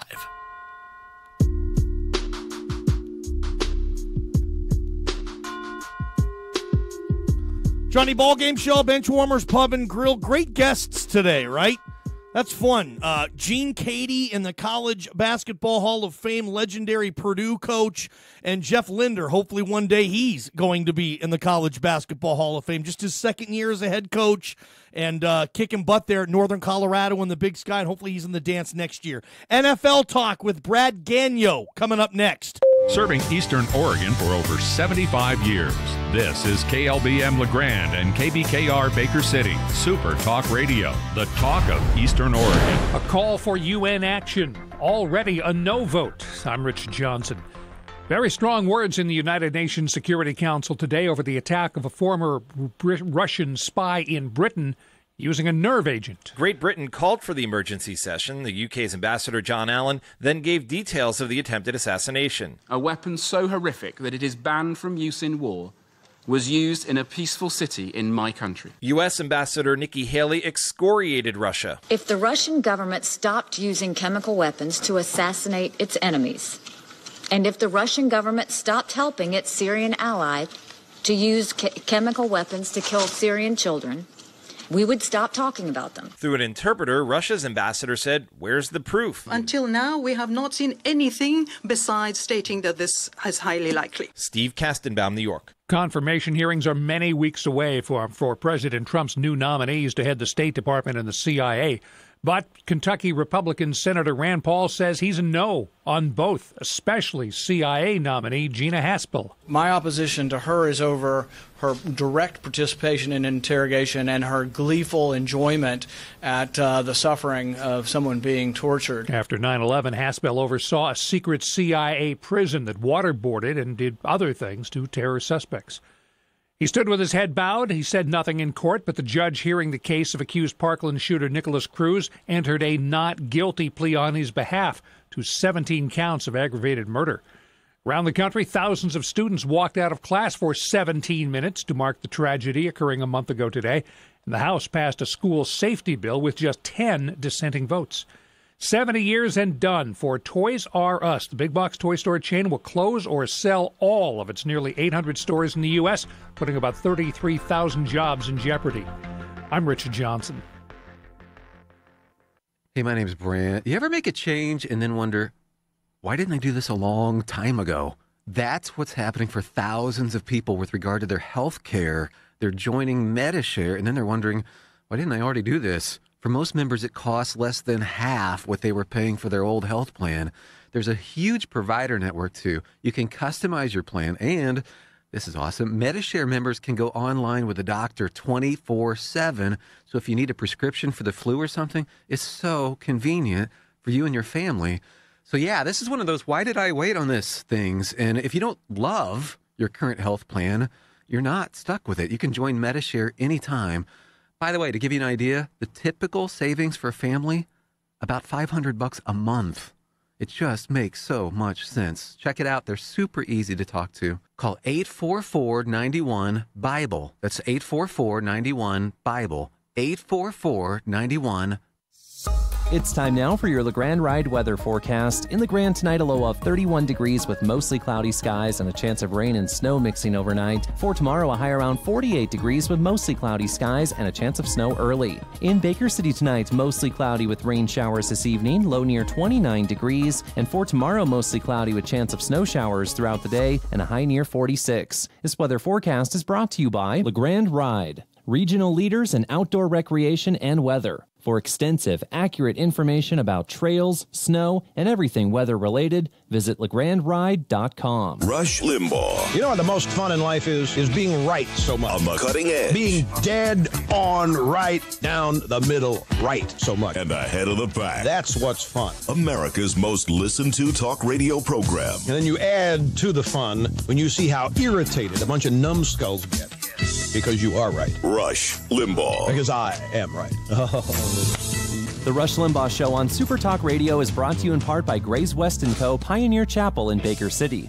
The following road report is brought to you by The Door Guy. The current Northeast Oregon road conditions are as follows. On I-84, there are no road closures to report at this time. Clear roads are being reported in the Meacham and Cabbage Hill area, as well as the Ladd Canyon and Baker City areas, too. There is a minimum chain restriction in effect, though. You are required to carry chains or traction tires regardless of current conditions. For more road condition updates, stay tuned throughout the day or visit tripcheck.com. Eastern Oregon, thank you for choosing and trusting The Door Guy, your family-owned dealer and installer of premium Raynor residential and commercial garage doors and LiftMaster operators. And now, your go-to guy for sales and installation of entry doors, storm doors, and driveway gates. No matter your project or problem, you can count on the prompt and professional service of The Door Guy. Come see us in our showroom in Island City for great styles and designs. If it's a door, we're the guys. The Door Guy, 541-963-3701. CCB number 213926.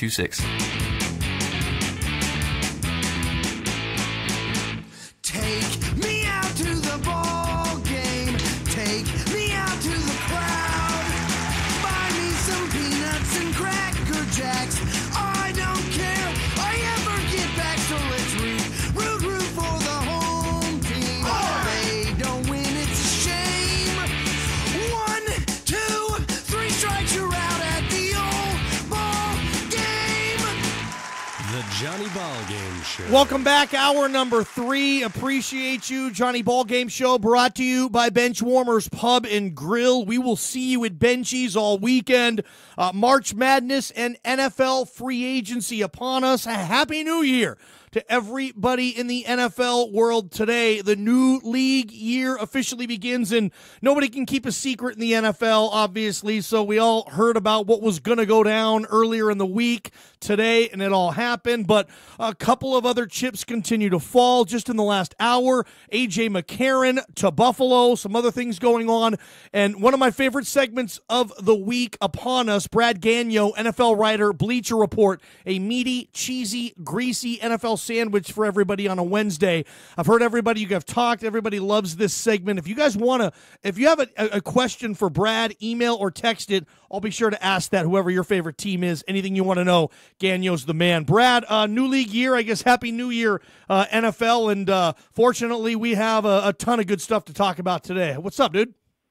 Yeah, there's definitely no shortage. I haven't looked up from my computer in like 3 days, so don't mind if I just fall asleep. Don't worry about it. I'll just yell really loud into the phone, and I'll be right back into the combo. I guess I'll start in Minnesota. Kirk Cousins, the 84 guaranteed 3 years. I mean, I don't think you can argue that it's not an upgrade from Case Keenum. I think Cousins clearly is. I guess I'll just start you there. The Minnesota Vikings upgraded at quarterback, correct? Yeah, not as confident as you are in that. I mean, the advantage with Kirk Cousins over Case Keenum is that he has 3 years starting experience under his belt. He's been to a Pro Bowl. He's been to a playoff game with the Redskins. Hasn't won a playoff game, came back to earth a little bit last year, even came back to earth a little bit during his Pro Bowl season. His best season was actually his first season as a starter in 2015. Numbers sort of dropped off, especially those rate-based numbers, those more in-depth statistics that you want to look at, not just his yardage totals, for instance, in 2016, and then more so in 2017. And that always kind of concerned me a little bit about Kirk Cousins. I think he's a very good quarterback and definitely worthy of being a starter in this league. Definitely worthy of a big salary, but I do wonder if $28 million for him versus $18 million for a quarterback in Case Keenum, who had a better season statistically and even in terms of success with his team, now albeit with a lot more support, in 2017 than Cousins did. Okay.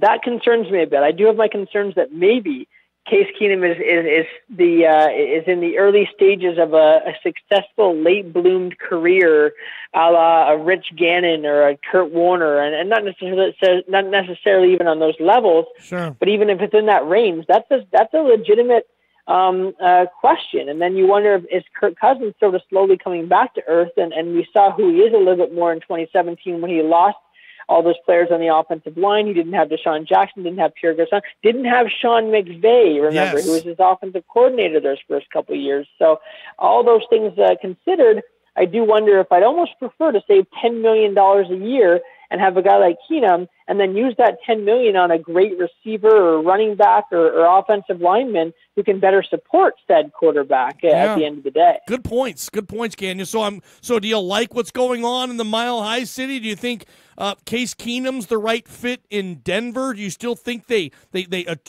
address the quarterback position early? Where are you with Denver and its quarterback situation? Trevor Siemian just got traded today. That doesn't mean anything, though. Yeah, I think if you spend more than maybe on a one-year deal, like what Arizona did with Sam Bradford, that's a bit of an exception. But generally, if you spend more than $15-16 million on a quarterback, you shouldn't be treating him as a bridge, as a stopgap. And again, I think that's kind of where it's weird what Arizona did with Bradford with 1 year and $20 million. Does that just mean that if you're going to get a stopgap, why don't you just pay him like $3 or $4 million? Just get a Ryan freaking Mallett in there and see what he can do just to kind of carry the load and take snaps for a year. But it's a little different in Denver. 2 years, $36 million. That suggests that this is a trial, kind of a test run to see if he can become the franchise quarterback. And you give him 2 years right now. If he does what he did in Minnesota last season, you franchise him in 2 years. You give him a new deal, whatever it might be. If he doesn't, then you move on. Then you go to the draft. So I think this is legit. I don't think they're going to be turning their eyes to Josh Allen or Josh Rosen or Sam Darnold now. I think that this is what they're going to do. Paxton Lynch will back them up. Maybe they draft someone in the middle rounds. Maybe if like a Lamar Jackson falls or Mike White is there in the middle rounds, that's an intriguing guy that John Elway would like to have as his backup or a guy to compete with Paxton Lynch to back up Case Keenum. But I do think that they're pretty serious about him being the potential guy. And again, maybe being the Rich Gannon of the Denver Broncos, a guy who, throughout his career is kind of nothing. And then all of a sudden kind of turns it on late. So that's what I'm watching for. And I wouldn't be surprised at all if that happens. Brad Gagnon, Bleacher Report, kind of a Jeff Garcia type of deal too. He didn't get good till later on. No question. Yeah. Arizona, you referenced Bradford. I'm not really sure what's going on there. Again, a $20 million one-year deal. I read an article saying that there was nobody else offering him anywhere even close to $20 million. And then they signed Mike Glennon a few hours later last night. So you have Glennon and Bradford in Arizona. If Glennon wins that gig, Bradford is a $15-20 million backup. I'm not really sure what Arizona is doing moving forward at quarterback. They haven't drafted one since Logan freaking Thomas, and they ended up moving him to tight end. They just don't draft quarterbacks down there, and now they're going to go into 2018 with Bradford and Mike Glennon. And if I'm a Cardinal fan, I can't be very excited what's going on there. Your thoughts, Arizona?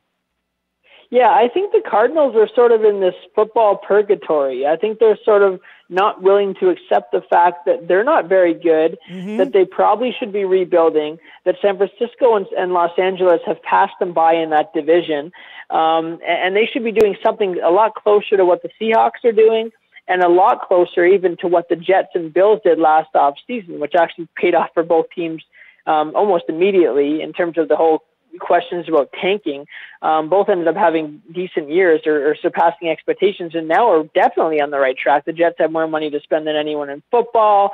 They're putting it together. They Teddy Bridgewater coming in to at least compete for the quarterback spot. Buffalo made the playoffs for the first time in like 135 years. So you look at what those teams did. They faced the fact that they weren't very good. They rebuilt quickly and efficiently. They essentially tanked, and it worked immediately.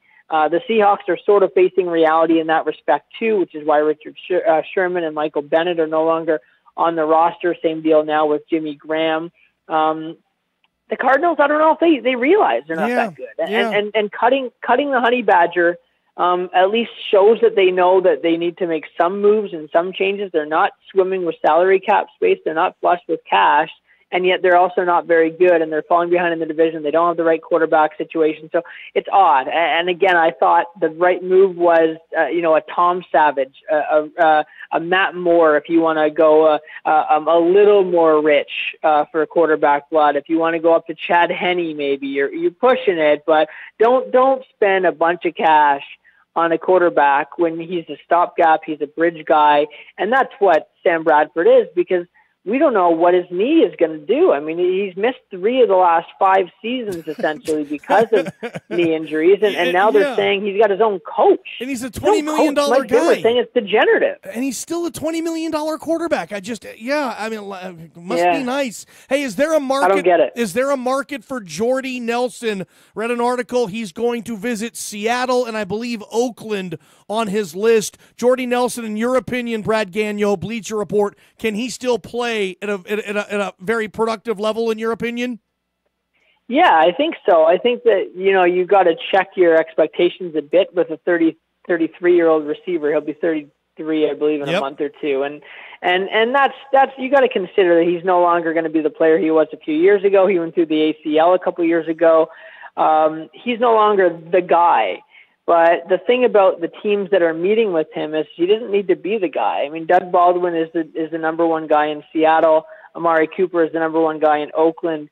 New Orleans was apparently also on the list of trips he's planning to make. Obviously, the Saints have multiple options in that offense. It'd be great to see him with Drew Brees.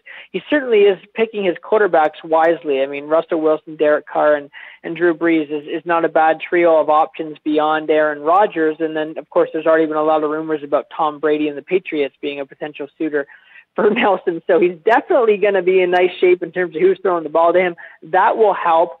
I think the Raiders end up being the team. I ultimately think that they are going to want just another option. I think that the fact that they have a bit of a connection to Green Bay, they've shared a lot of coaches between those two franchises. Obviously, the Reggie McKenzie connection to begin with.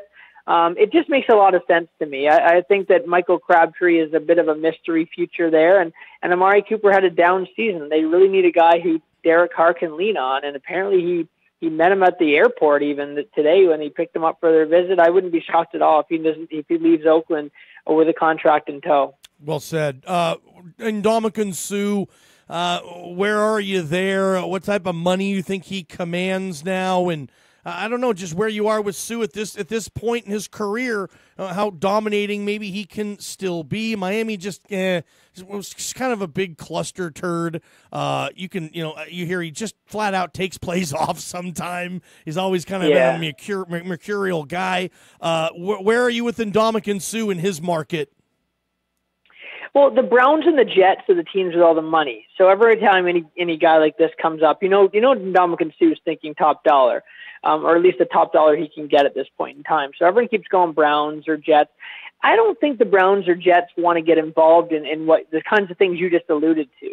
Not to mention a guy who's 32 years old, who's on the downswing of his career. It just doesn't make a lot of sense to invest in a guy like that, even if you have the money to do so. The team that perks up for me right away, there's really two, but the first one is the Indianapolis Colts. It just makes so much sense because the Colts are so desperate to get back into, the winner's circle right now. Okay. If indeed Andrew Luck can be healthy this season, there's no reason to think they can't be competitive because when Andrew Luck was healthy, they were competitive prior to his injury troubles. So if he's there and they got to work under the assumption that Andrew Luck will be there, then Ndamukong Suh can transform that defense. You team him up with Jonathan Hankins inside. All of a sudden, the pass rushers are getting through. All of a sudden, the defensive backfield doesn't have to worry as much about the amount of time it has to cover the receivers. I mean, it just changes the entire dynamics of the defense. So that would make a ton of sense to me. And then the team we just spoke about, the Oakland Raiders. I mean, how often do we say they need something more than Khalil Mack and Bruce Irvin? They need something more than that in the secondary and also in the defensive tackle position. And so to have a guy like him step in and just hog up some room and rush the passer and keep some attention away from Khalil Mack, that would be fantastic for them. So those are the two teams I'm actually looking for more so. I go Colts just because they have so much money to spend, much more than Oakland. But I wouldn't be shocked at all to see him in one of those two cities in teams that are looking to win right now. I got a text message coming in. Listener wants to know what you think Cleveland does at 1-4 in the trade for Tyrod. Will that have any effect on maybe their draft strategy, in your opinion, Brad?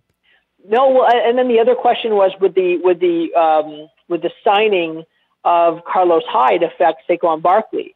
And I in both cases, I don't think that what they've done leading up to the draft should have any impact on what they do in the draft. I think if you walked away from this draft with Barkley and Allen, or Barkley and Rosen, or Barkley and Darnold, or Barkley and Baker Mayfield, you were thrilled. I mean, you've got the 1-2 punch. You've got a guy who's seen as one of the a potential generational talent at the running back position. Definitely a guy you can follow in the draft footsteps of Zeke Elliott or Leonard Fournette at that position.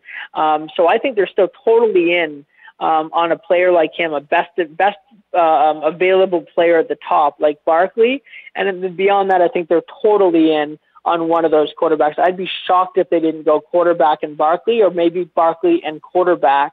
They could make a trade a few spots down, up or down, if maybe they're not in love with one particular quarterback, since there are 4 or 5 who are all possibilities up there. But even though they've got Taylor there, I think Taylor is a guy who's just seen as a guy who can sort of carry the load for a little while.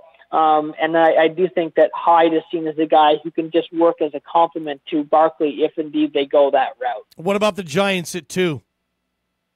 I still think they go quarterback as well, but I think that's a big potential sell spot, especially if Barkley goes in the 1 spot. The Giants are all of a sudden going to say, whoever wants their favorite of these quarterbacks, here's your opportunity. They signed Nate Solder today. He is, 30 years old, 7 years in the league. He was apparently even contemplating retirement, and now you give him the biggest contract for an offensive lineman in football. That indicates to me that they aren't ready to do some sort of rebuild. They still think they can capture one more championship with Eli Manning and teamed up with Odell Beckham and now having a nice blindside protector in Solder. So that makes me wonder if they're potentially going to sell that pick off or go best available. The other possibility there is, if they really are serious about building the offensive line, is to go with Nelson, to go with the blue chip guard, which would be incredible to see a guy go that early at that position, an interior offensive lineman. But it wouldn't shock me because they were apparently all in on Andrew Norwell and fell short. What about Tyrann Mathieu? We talked about the Honey Badger a little earlier in this segment. Wanted to kind of follow up there. He's a free agent, has a hard time staying healthy. They didn't want to pay him, $10, $11, $12 million a year. I totally get that. But will somebody else want him at a pretty decent price, in your opinion? Is he on the market very long? I don't think so. I think this is the ultimate bidding war. I think even though there are some injury concerns there, I think that a 25-year-old with an All-Pro on his All-Pro nod on his resume. Yeah. You look at cap-rich teams like the Colts, who we just talked about. They've got so much cash to spend. They're looking to get a playmaker on defense. You've got the Jets, who they spent their first 2 picks on Marcus May and Jamal Adams last year in the opposite order. But they clearly could be a potential suitor there. The Browns even, they've got so much cash. The thing about all those teams, Malik Hooker was the top pick for the Colts last year. The Browns obviously used the top pick on Jabril Peppers. So you do wonder if that's going to open it up even more. You've got the big money teams that are going to say, yeah, we've got the cash, we'll get in on this, but we don't know for sure if this isn't going to be all end all for us because we've already got Hooker or Peppers or Adams. And then you bring in teams like the 49ers and the Bears and the Texans, who are sort of next level in terms of the money they have to spend, but could really use an impact safety. So I think those teams are generally fighting it out. My money is on Chicago. They've got more money to spend than San Fran and Houston and some of those teams. They drafted Eddie Jackson last year in the 4th round, had a great rookie season. You team up the Honey Badger with Eddie Jackson. You bring back Kyle Fuller. You've got some good young players on the front end of that defense. Yeah. All of a sudden, you've got a pretty darn good nucleus in place for the rebuild with Mitchell Trubisky. So I wouldn't be shocked if they actually won this bidding war. It's funny, the Patriots, the only noise they make today are with the players that they've released. I think they brought back Burkhead. That was the one move we saw them make. I don't think that doesn't worry me, though. I don't think it does Patriot fans either. It's just kind of like standard operating procedures for them. But just your take, they trim the fat, don't they, this time? They're that one team every year, and I just want to get your thoughts on that, on how they do their business. Yeah. Well, last year was a bit of an exception because they made the trade for Brandon Cooks. I think they made 3 or 4 deals early in the free agent process. They brought in they brought in Burkhead. They brought in a few guys last year, and it's almost like there's somewhat of a cycle for them where they say, okay, now we're going to spend. Now we're going to make some trades. And it's actually when they say now we're going to spend, it's more so now we're going to make some deals. And then they sort of say, okay, we need to sort of clear things out. We need to flush out the system. They take Metamucil for football. It's like they just clear it all out and say, let's set it back to what it is. It's Tom Brady, it's Bill Belichick, it's Rob Gronkowski, it's Julian Edelman, and maybe a few other guys. And the rest, it's just plug and play. That's just the beauty of what this dynasty has been, is that it's been those core dudes, and then it's been, finding a guy in the scrap heap who ends up playing a much bigger role than he would have on any other team because they see something that other teams don't, or whether it's just, being smart about the draft. Nate Solder is a perfect example.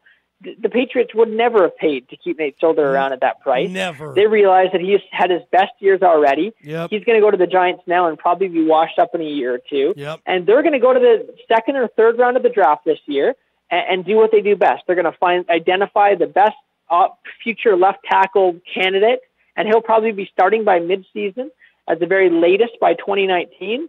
And we'll have forgotten all about Nate Solder. And that's exactly how the Patriots have always operated. It's exactly what they're doing right now. Hey, I love this segment. Next week, we'll do it again. Brad Gagnon, NFL writer, Bleacher Report. Appreciate you, Brad. Love it. Sounds good, man. Hopefully we'll have more to chat about next week. Heck yeah, man. Appreciate you, pal. Does a terrific job. Follow him. Read his stuff at Bleacher Report. He's Brad Gagnon, NFL writer. I have one more guest today. Been loaded with guests today. Ronald Bond, local sports editor, sports writer 007 for the Grande Observer. He'll join us in studio. Kurt's RV Service and Repair. No matter the project, Kurt's fixed it. Trust me.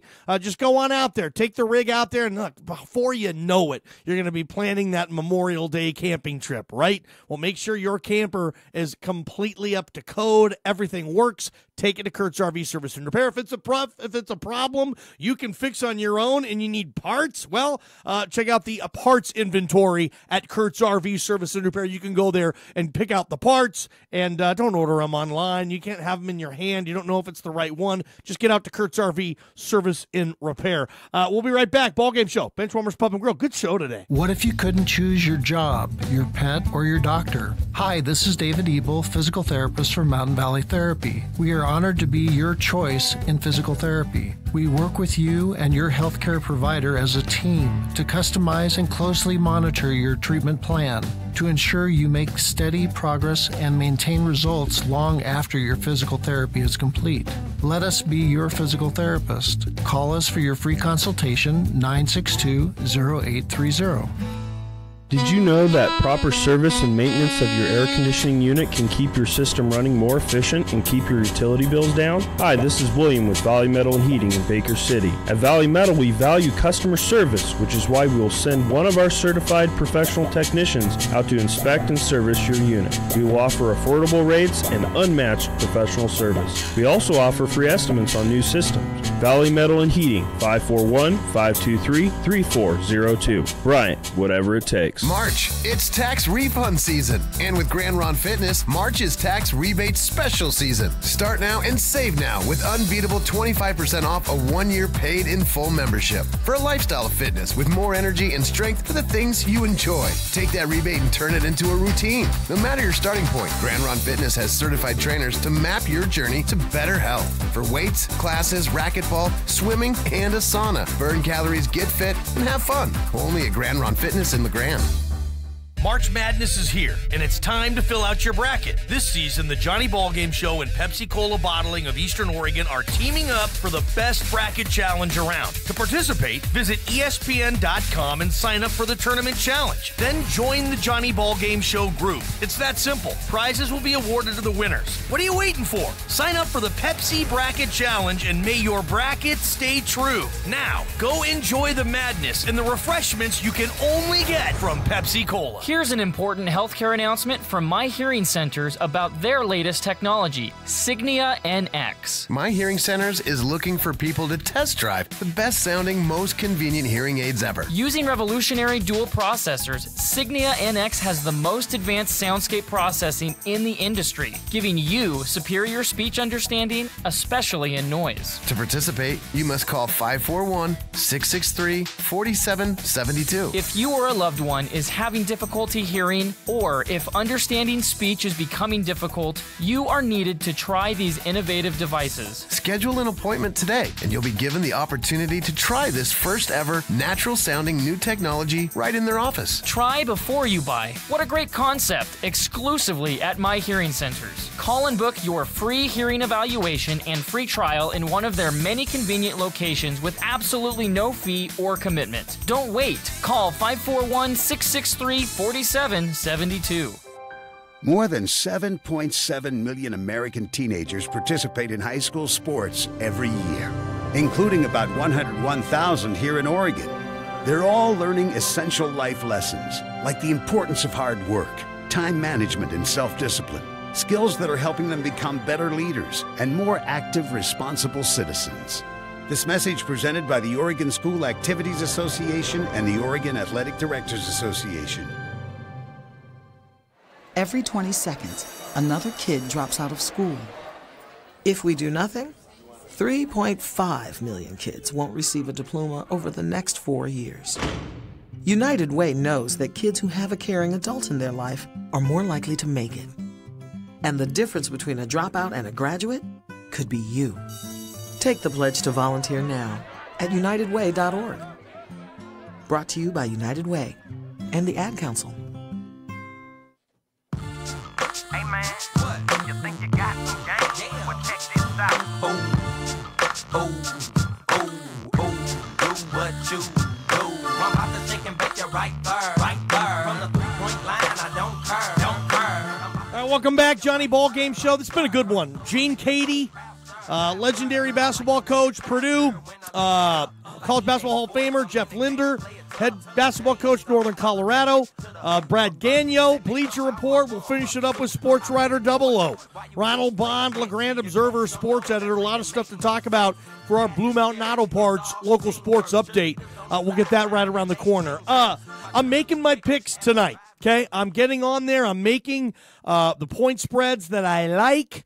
And it's tough. It's tough to win money gambling on the NCAA tournament. It's tough. One year, this would have been 2007. I went down to Las Vegas with my mother, my aunt, a couple of cousins, just kind of a family trip to Vegas for this weekend, and I went over $1,000 day one. It was great. I'll tell you, I left on Sunday with about $50 in my pocket. I gave it all back to him.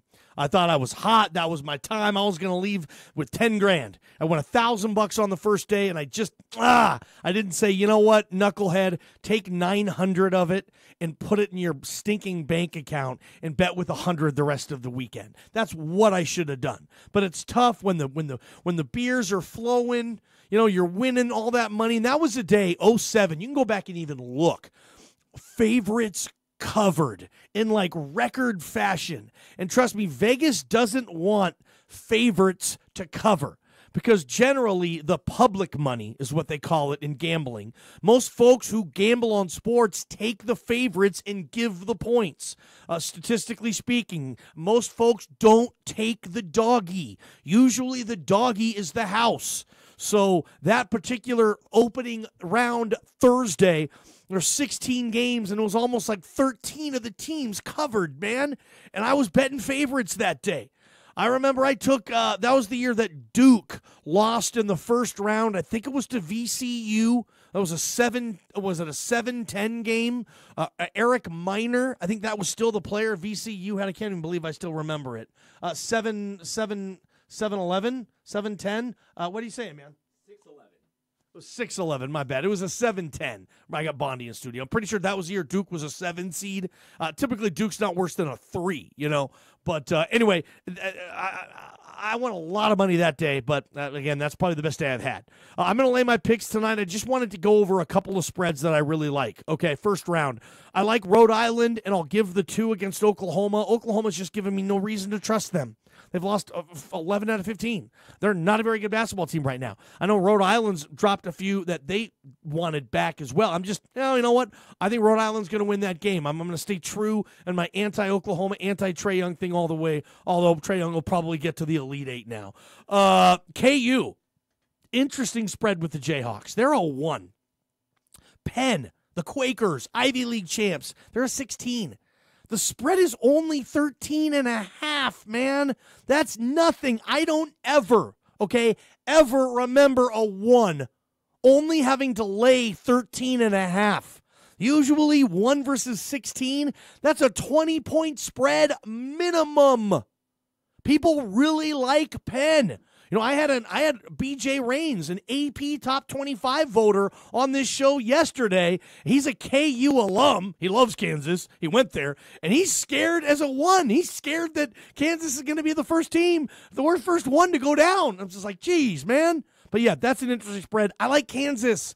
I only got to lay 13.5. Come on now. Really, I'm buying buying Penn that much? I think I'm going to lay the points with Kansas. I like Michigan minus 11 versus Montana, despite what my boy Jeff Linder says. He thinks Montana can play flat out with Michigan. I like Michigan minus 11. Beeline in the tournament. He covers spreads. Florida minus 5.5 against the Bonnies. I like this. Look, UCLA, I'm so mad at you. You're so stinking. Oh, no, I don't want any. So stinking soft. You made the Pac-12 look horrible last night. They didn't even deserve. They didn't even care. Like, they just went into that game. They had no fight. St. Bonaventure didn't even play well, and they were able to win. I like Florida to out the Bonnies, minus 5.5. I'll lay that. Doggies I like quickly. I like Marshall plus 11.5 versus Wichita State. I like San Diego State plus 4 versus Houston. I think that'll be airtight. Maryland, Baltimore County, the Retrievers. You're getting 21.5 against UVA, a team that doesn't blow a lot of teams out due to lack of offensive productivity. Isn't UVA out their sixth man for the tournament as well? Quality player. I don't know if UVA blows out Maryland, Baltimore County. I think that might be a 18-point game, 15-point game, 17-point game. I don't know if it'll be 22 or higher. I kind of like UMBC. And finally, Loyola Chicago. You know this is interesting when it's a 6 versus 11, okay? And the 11 is only a 1.5-point dog. That's telling you that Vegas is like, look out, Loyola Chicago over Miami. So those are a couple of bets I like round one. Just thought I'd share them. Do with what you want to do with them. That's fine. Let's get to my boy Ronald Bond, sports editor, Grande Observer, our Blue Mountain Auto Parts local sports update. We'll be back.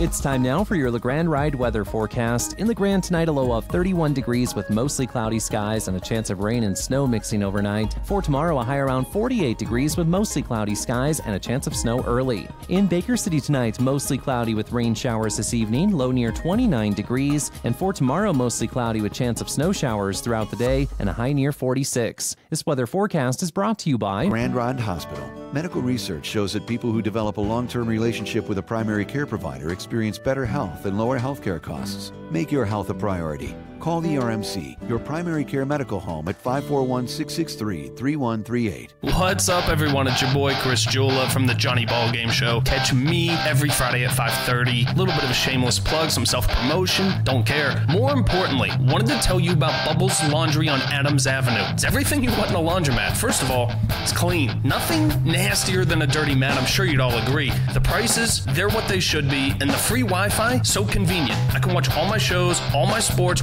while I'm doing my laundry, and they have fluff and fold service too for those on the go. Bubbles Laundry on Adams Avenue.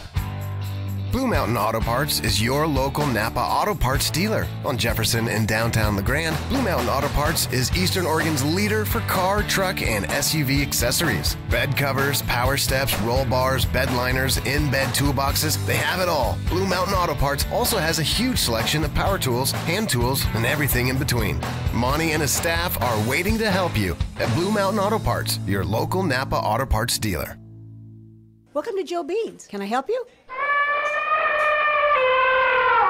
Ooh, you need some homemade soup. Oh, that's good. That's good. Howdy, what can I get you? Double latte, then. Oh, that's much better. Hi, can I help you? Wow. Espresso, coffee, homemade soups, pastries, and fabulous sandwiches. Joe Beans Coffee. Comfort food to soothe the savage beast. Are you a trivia fan? Or maybe even a trivia expert? Come out and show your wits, or just enjoy a fun night at the Elgin Community Center on Monday, March 19th. Put together a 5-member team to compete for the Trivia Night Championship, with a pizza dinner included for all the team. Entry is $10 a contestant, with proceeds going to the Elgin Museum and Historical Society. The fun starts at 5 p.m. March 19th at Elgin Community Center. Call Gerald at 541-534-4390. Hey there, it's Lars Larson. Join me weekday afternoons on Super Talk Radio for the Lars Larson Show. We talk about the issues that matter most in Oregon. I urge my listeners in Union and Baker counties to continue to weigh in. Let's make the show a conversation. So join me on the Lars Larson Show weekday afternoons on Super Talk 1450 and 1490 AM, brought to you in part by family-owned Ed Staub & Sons, delivering quality propane for your home, business, or farm.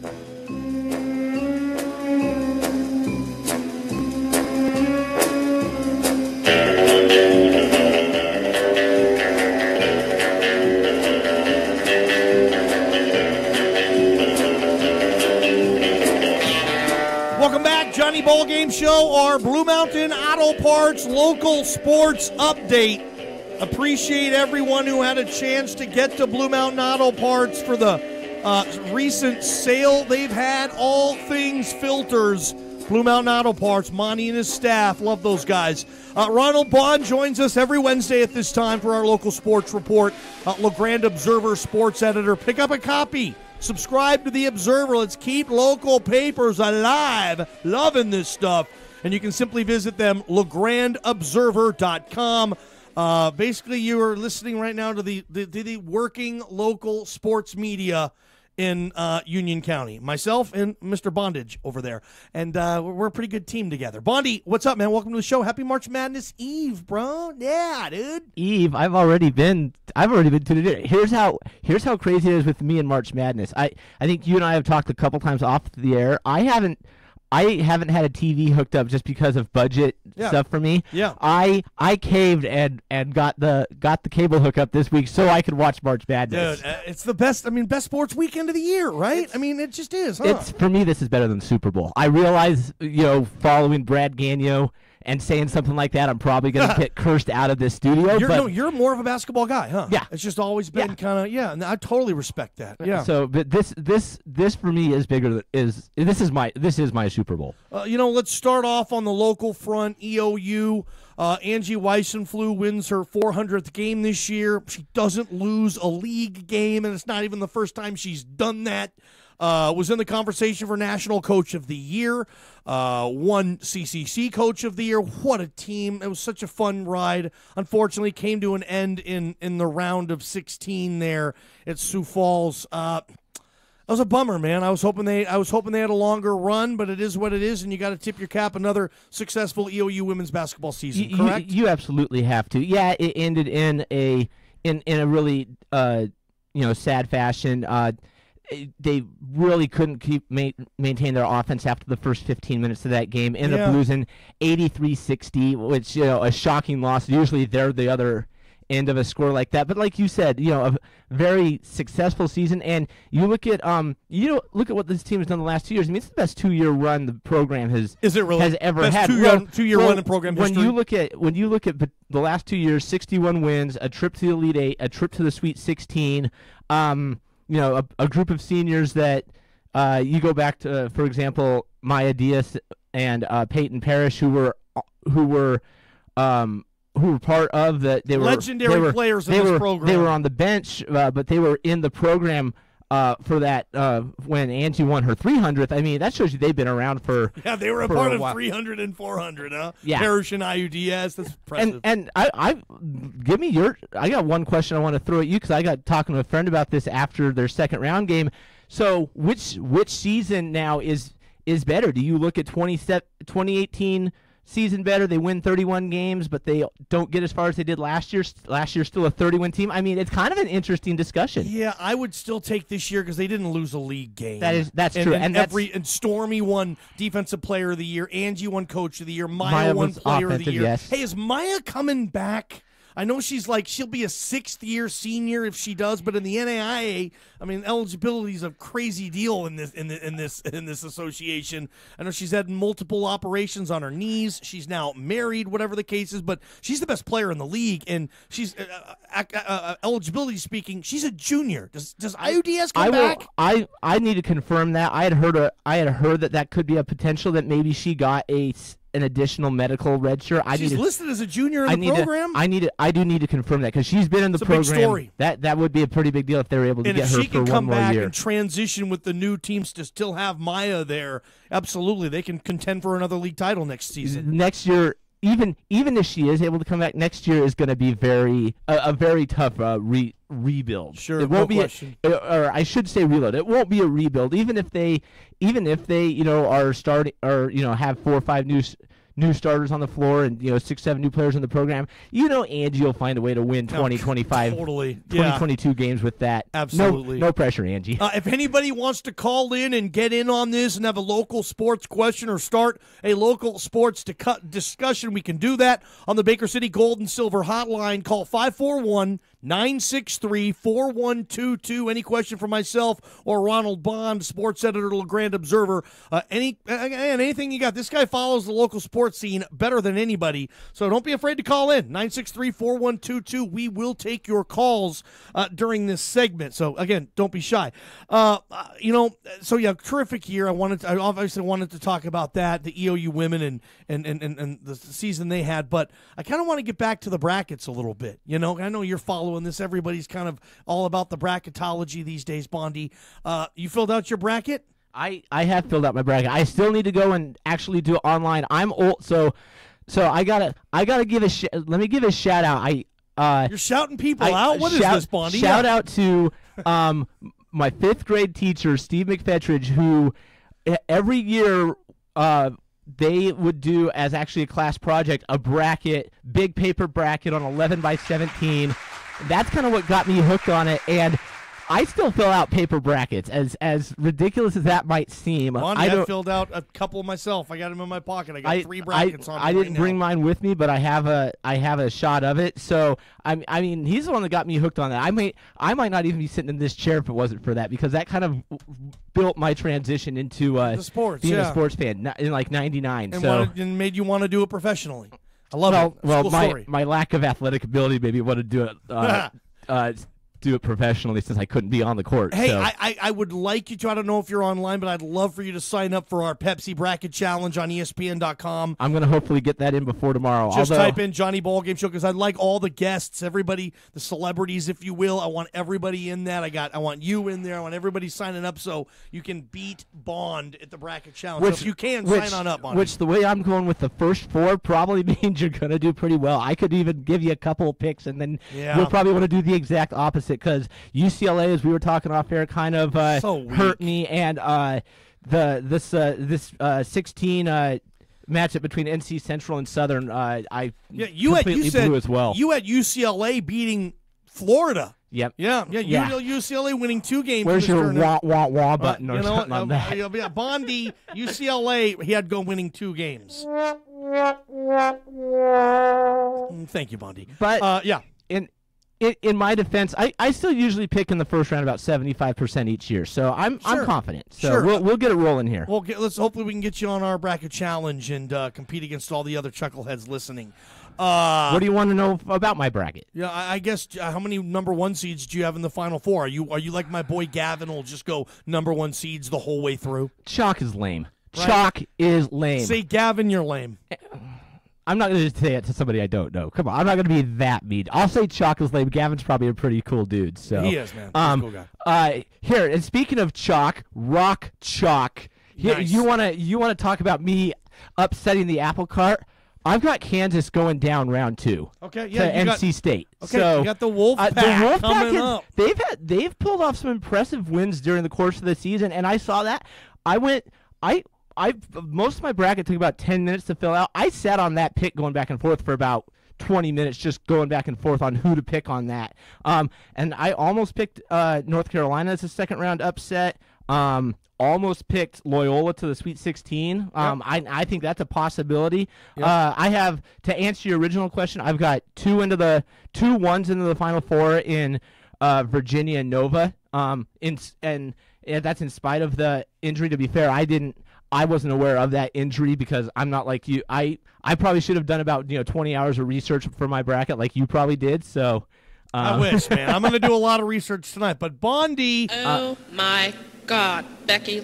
Bondi picked KU to lose in round 2. I'll props if you hit that, Bondi. I'll be the first one to text you and say nice job. And the rest of my Final Four is Gonzaga and Michigan State. Man, everybody's loving the Zags this year, aren't they? Which, like, so many people had them. That scares me a little. Which probably means they'll get knocked off by Greensboro tomorrow or Friday, whenever that game is. I kind of have a feeling maybe this is the year of the X, man. That Xavier finally gets to a Final Four. You want to talk about programs, best programs that I've seen over the last 30 years who've never reached a Final Four. Xavier is on that list. Chris Mack has an excellent record in this tournament as a head coach.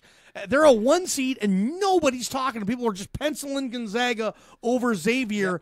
That's kind of odd to me. Mine's in straight up ink. So. Yeah, that's kind of odd to me. And maybe this is the year of the X. Maybe they get through. I don't know. I mean, usually I'll pick 2 number 1s to get to the Final Four, 2 of them. But this year, I like North Carolina playing. I think their best ball of the year right now is a 2. And I could agree with that. And if it's North Carolina, Xavier, and a 1-2, I think Carolina's probably favored in that game from Vegas.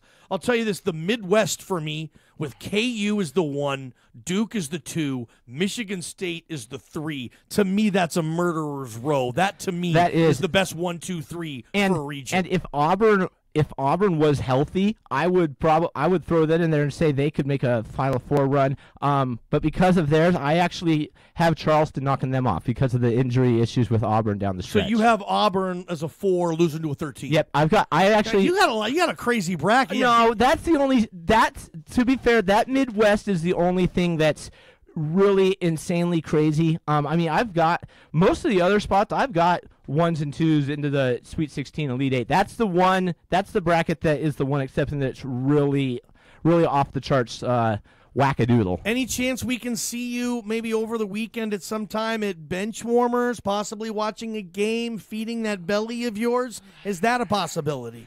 That will completely depend on what I'm out covering on Saturday and Sunday. Sure, so, probably, I will leave that up in the air. Okay, well, maybe we can see you down there.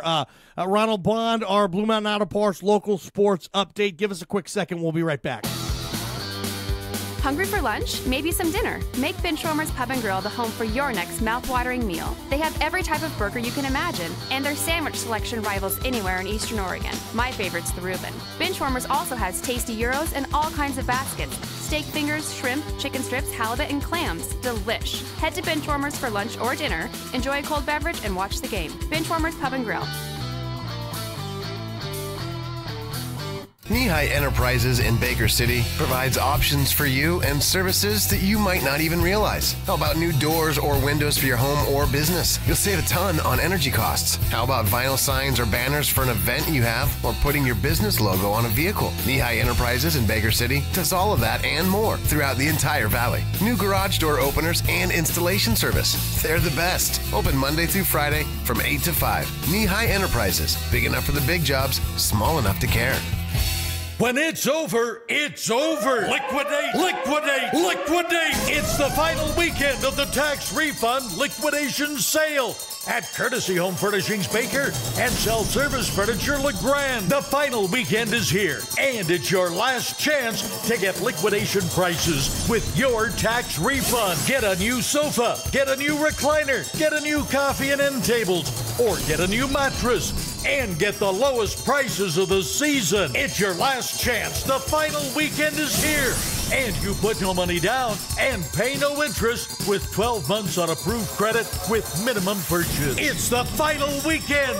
Liquidate, liquidate, liquidate. Bring your truck, bring your trailer, haul it away or have it delivered. But it's the final weekend of the tax refund liquidation sale at Courtesy Home Furnishings, Baker City, and Self-Service Furniture LeGrand. It's March. Can you believe it? Are you ready for the madness? March Madness, the NCAA basketball tournament in the Final Four. Boomer Radio has your back once again this March. The 2018 Final Four will air on 95.3 FM in Baker City and 105.9 FM in LeGrand. 2 games on Saturday, March 31st, and the National Championship, Monday, April 2nd. Don't miss the madness on Boomer Radio. The Final Four, brought to you in part by Kurt's RV Service and Repair and Dream Builders Contracting.